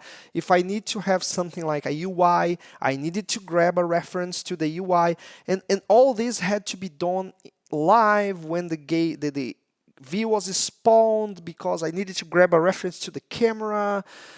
Because if it's my local player being spawned, I need to set up something on the camera and blah, blah, blah. It was always a lot of boilerplate code. And so a few developers from us, Tomasz in particular, thank you, Tomasz, he was bothered with this as well, and he created a very interesting proposal for framework here that it's now being fully developed and integrated into the SDK by Jonas, our lead quantum dev. And that's what I'm going to be using here, which is a much cleaner way of setting up view scripts. So Unity mono behaviors that take the data from the simulation of Quantum and use that to control the visual aspects of your views. I'm going to do that in this context here to set up the animation for this character, the animation speed, but you can use this for anything view related. So let's take a look at how we do that. So it's part of the view now. I'm going to do something. I'm going to create a folder that I'm going to call it scripts or view scripts, view scripts. And I'm now going to create a C# script. So I'll do this in 2 steps. The first step is necessary. So when using, it will all be driven by the Quantum View Updater. And there are 2 parts of it. So our scripts that are going to inherit from a special mono behavior, so they get special callbacks and they have all the data set to them upon initialization. So you don't have to worry about grabbing references anymore. The most common ones will be available. We'll see which one these are. So for these view scripts, we're going to create each one that you need. But there will be a special object called view context, which is where you drag and drop your common stuff, like your camera, your UI canvas, whatever you need, you drag and drop to that guy. So I will start by creating that, because to start using the system, you have to create this one once, which is, I'm going to call it view context. I'll call it custom view context. So this must be a regular Unity mono behavior. Just use the quantum namespace and we do quantum entity view context. There is no need to implement anything on it. It's just something for you to have as part of your scene, that you can drag and drop the references that you need to be your view context. Normally camera UI stuff. So I'll start with that. And so as seen here, you implement this interface. So if you implement this interface, what you do is you go to your entity view updater and you can add your view context here. And then you can set it up with whatever references you need. In this case, I have the camera here. So the view updater is going to find if you have an mono behavior with the context interface added to it, and you would grab it from here. So now that we have this basic thing done, we can create a lot of view scripts, and they will be much, much simpler when compared to Quantum 2 variations. We're going to now create a very, very simple script to drive this animator speed parameter from the Quantum character controller runtime. And we're going to do this with very, very few lines of code due to this new framework now. So I'll create a C# script. I'm going to call it animation view, or whatever is needed. Whatever is the name you want to call it. I'm going to, again, say using Quantum. Now, instead of inheriting from mono behavior, Quantum EntityView component for our custom view context. So essentially, you inherit from Quantum EntityView component, and then you can tag, use the type of your special view context that is used in your game. And then a lot of plumbing is done for you here. So let me just show one thing here. So there are a lot of little callbacks to override, like on activate, on deactivate, on initialize, on game change, on update view. I'm interested here on update view, because this is going to be called after the whole quantum simulation is called, and we will use this to read what is the current value of the character controller velocity of this character, and we're going to set this to the speed of the animation controller. So first, we'll need to have a reference, so public animator. I'll write it like this because we're going to grab this reference automatically later. But we're going to need that, and essentially we're going to get a copy of my CC from. Okay, so here's where the cool stuff happens. Normally you would grab quantum runner, default, game, frame, blah, blah, blah. All that is now available here. So you have predicted frame already available, get character controller 3D, okay, EntityRef.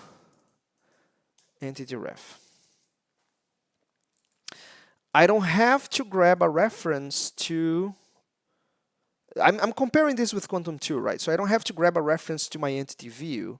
This is pre-initial. I do have a reference to this cached here if you want, but you don't need to. You also have the EntityRef directly. So I know that when this is called, the EntityRef here is from the EntityRef that this view controls.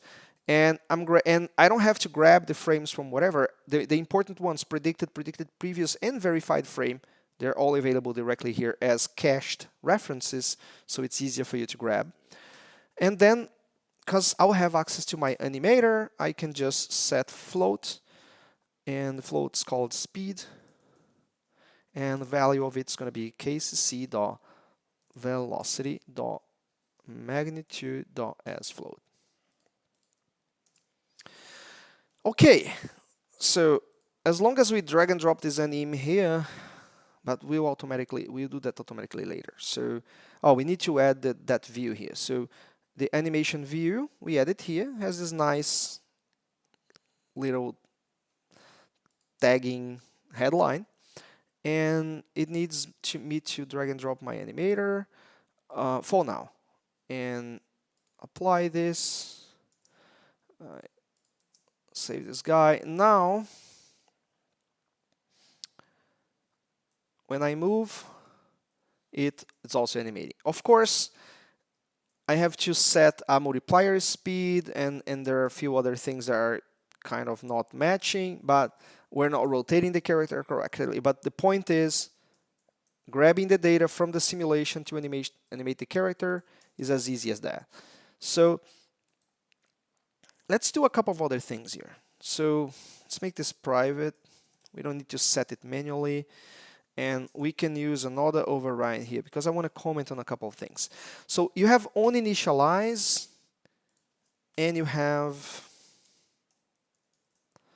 override onActivate. So what is the difference here?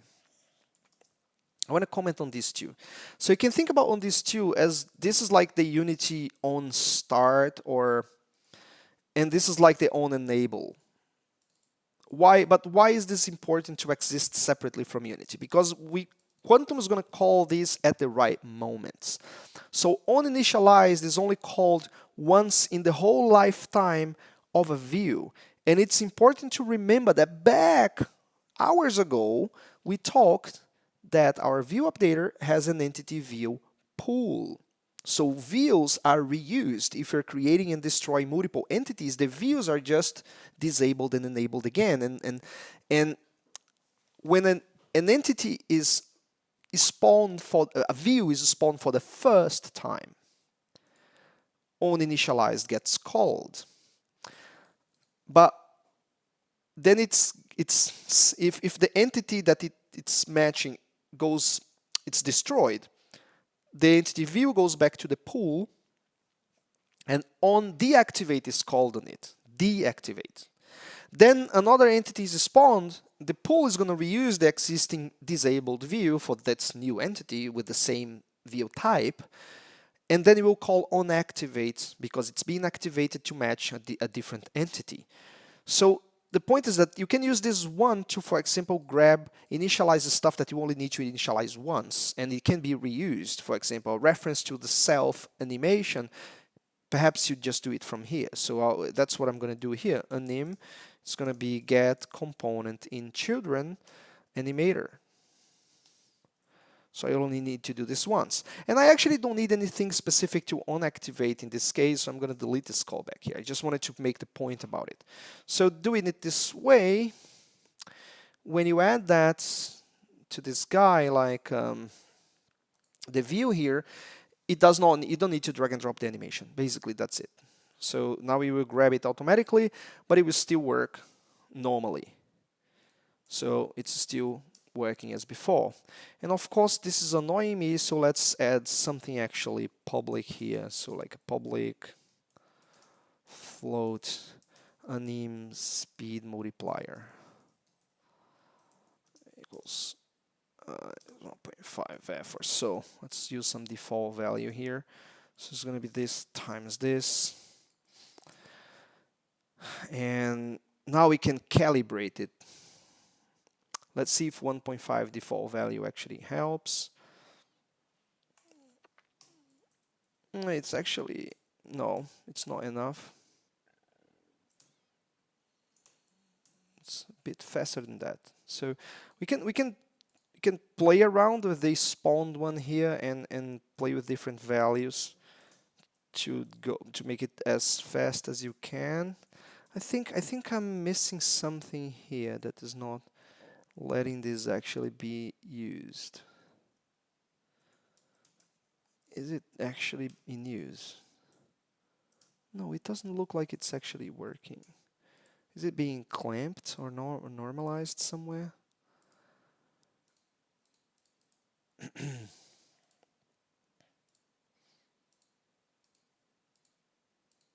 Mm, perhaps it's on my animator. I'm not gonna waste too much time on this.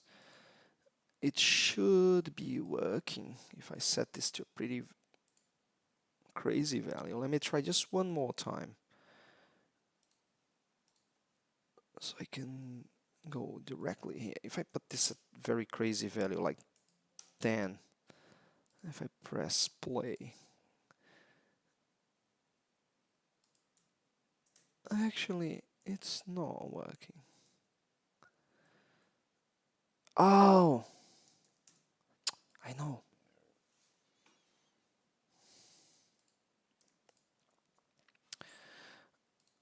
This, it's on the animation side. So this is actually only controlling the transition. But to actually make it move faster or not, I have to control the speed of the animation itself in mechanism in this case. So I need to get a bit better here. So let's get speed equals, we get this from here. So if speed is above, this is already a float, 0.1 f or so. I'll just check 0, that's enough. So if we have actually movement in the character, then we set, well, yeah.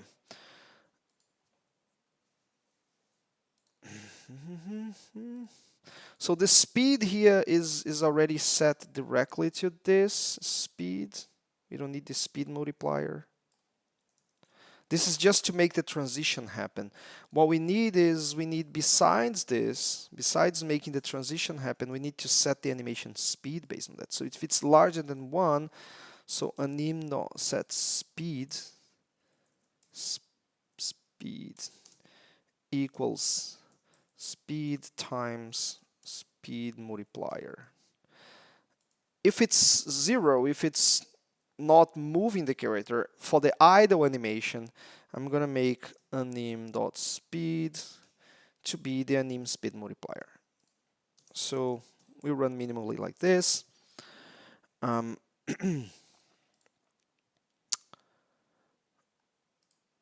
perhaps I do not need the speed times on the other case, but anyway, it's just about controlling the anim here. It's not really about quantum, but let's see how it goes. Oh yeah, now much better. So now it is moving proportional to the velocity, and idle is fixed velocity. Okay, it may be too fast now, but now you can control how the speed goes. So the default is 0.75, maybe actually better. Yeah, this feels a bit better, and the idle works fine. You can have a different one for idle if you want. So let's say perhaps idle should go 1. So I wanted to comment on a few topics about this. So I demonstrated here how to set up animation by reading the simulation data as it is. There are a few other ways to do animation, right? So in particular, we have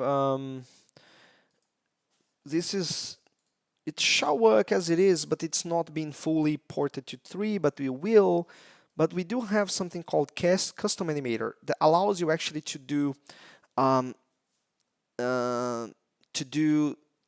tick accurate animation control from get a mechanism state machine and convert it to be controlled from within the simulation and having access to that from the simulation, so you know exactly in which one you are.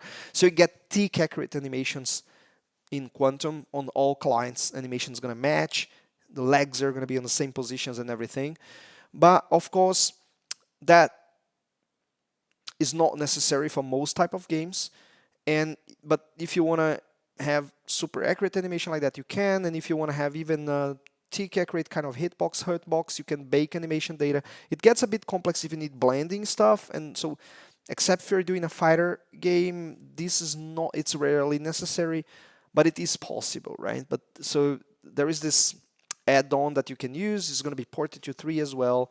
And it goes into its own discussion if you want to go that way. But the point I'm trying to make now is that doing view stuff in Quantum 3 is much cleaner because you don't need to do the boilerplate stuff anymore. Let me take a look at the question here. Yeah, this is the new base class for view stuff, Stake, although you can still use the old stuff. So if you create something that inherits from EntityView, you still have the overridable apply transform, all that still works fine. If you inherit from EntityView updater and have your custom pool, that still works with the same methods as before. The point now is that you don't have to. You can just reuse the existing pool or take a look at the pool interface and implement yourself using the default hook, so you don't have to inherit EntityView updater for pool. And for view scripts, you can, if you start to transition your scripts to this new API, you can cut a lot of code from your views, so they're much simpler, they're much cleaner. And for people doing new games, this is going to be the default system that comes with most samples, and it's the stuff that's now on the video here. So this chapter of the video is going to be marked and is the one that we're going to recommend people to use. So you create one base view context, to drag and drop your stuff to it. You add that to your view updater. In this case, I just added the camera here.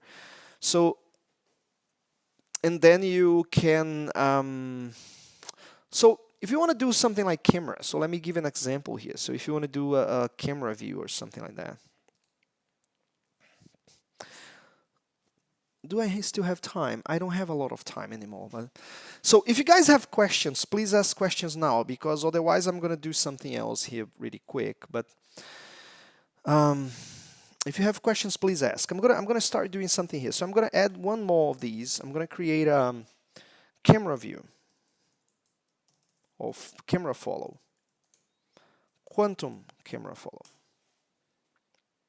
This is going to be much faster because I'm not going to explain a lot of stuff. I'm just going to do it. So we get using Quantum. We do this guy as Quantum Entity View component, custom view context, and then I have the camera from the context. I'm going to have public public vector 3 offset and that, and then override on update view. Damn it. On update view. On update view. And what I'm going to do here is I'm going to do context. I have my view context, and I know this guy is going to be filled. I don't have to worry about it. And this guy has my camera in it. Dot transform dot position equals transform dot position plus offset. There is a catch here that we're gonna fix soon, but let's just do this in view context dot my camera dot transform dot look at transform. So this, what is complaining? Yeah, I know. We actually want to give the base Unity components cached references ago. I'm not sure we added this already, but this was in the original framework proposed by our dev, and we'll see if we're gonna add it because calling repeated times the Unity accessor is not nice. So let's drag and drop this guy here. I want to have this guy behind the camera 4 here, like 2 up. I think this should be okay. And that's it. Should work. No, it didn't, because I forgot to apply this and disable this guy. So it's following the wrong guy. So we do it here, and that's part of it. So we have to fix that anyway. Now we don't need it moving anymore. We don't see it moving anymore because, oh, I made a mistake. This should have been -4. Oh, this guy, because it's the live one. So yeah, it should be something like that. So and of course it's kind of wonky because I'm not doing a smooth follow and so on, and because I'm not rotating the character, it's not going, but it's actually working. I'm actually following my character along now. So there is one more thing missing only, which is I should do this only for the local character. I should not do that if this is not the local character. So how do we do that? And that is a very good point for the onActivate, because we want to make sure that even if this entity view is reused, we're going to get this cold call to check, okay, this view is now being used, maybe used again, but the point is that is the new entity that we're using perhaps controlled by the local player? Because if it is, I want to make sure that I set this to be following the camera. So I'm going to use a private bool local player, something like that. And I'm going to check here that the link equals frame.get player link to my EntityRef. Again, stuff is cached for me. I don't have to grab multiple stuff. So, and if well, local equals game. Oh, one more thing that's cached is player is local link.player. Oh, so one more thing that's cached, reference to the Quantum game. So, okay. So if local equals false, return. So I'm gonna update view only if it's my local player. So if I run this online, each one's gonna be following only the local player character, not the other one. So this one's gonna work same way now. Oh, I forgot to fix this to be -4 instead. So let's apply all that. Disable this guy in the scene so I don't get it. Just the new spawned one, and it's spawning correctly. So I think we can do a quick test with a build. See if it works all fine. And I'll say it again, any questions, because I know there's a lot of people watching, and you guys did not ask a lot compared to the previous Unreal stream. These are less questions, but it's fine. You guys can always ask later from Discord or something like that. So I don't know why it's changing the size afterwards. Anyway, we can fix, and I think if I press quick play, we shall get into the same room hopefully. Yeah, we do. So here it is. I'm following this guy, not the other here. And in this case, I'm following this guy, not the other. Correct. Oh, good. Just close here. So see how much simpler this is? So people coming from Quantum to 1, this is so much simpler. doing it like this.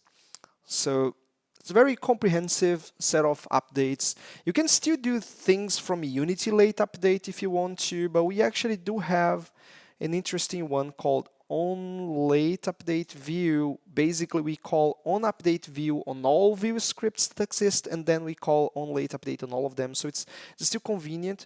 The reason to use this is that you don't have to do any null checks, because it's guaranteed that in all of these callbacks, game is set, EntityRef is set, frame predicted in this case of the other script here. So frame predicted, this is set. So all these things are set. You don't have to EntityView updater. If you want to grab view game objects of other entities, you have access to the EntityView updater from all of the view scripts. So it's all these cross references are preset and efficient because they're set once and they're not repeatedly set. So this scales much better. You don't have to keep grabbing these references all the time. So it's pretty handy. And where's the camera stuff?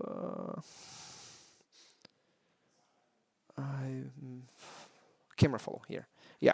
So I really liked the way this turned out. Thanks again, Jonas, who's taking care of this. Okay, so I ended up not having time to talk about events, so I'm going to move that over here to the next one, because then I'll have to do a second stream. I'm going to talk about these topics still this week, okay? So a few extra announcements here. So I plan to go back to the Unreal project this Wednesday, so I'll announce this stream tomorrow. I'm going to announce it for Wednesday. I already have enough material to cover part 2 of the Quantum Unreal tutorial. But I'll do another one on this to finish this all up. And in the next few weeks, we shall have all the chapters on what I talked about today marked. So it's been a good 3 hours already. So I'm getting a bit tired and it's time to stop for now. I still have a few minutes for questions if you guys have any.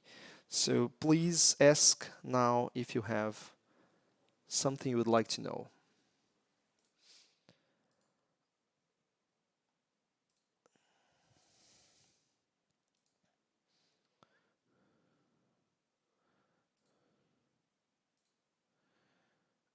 And I need to remember to report the issue I found on the asset inheritance, and I shall go back to that also first time on the next stream to make sure I get that right. So let me add that here as well. So demo again, asset inheritance with fixes, because we had issues with that. Okay, so since I'm not getting any new questions, thank you so much for watching, and see you guys next time. Next one's going to be about Unreal this Wednesday, but we'll still go back to this one here. It's still this week. So thanks again. See you guys next time.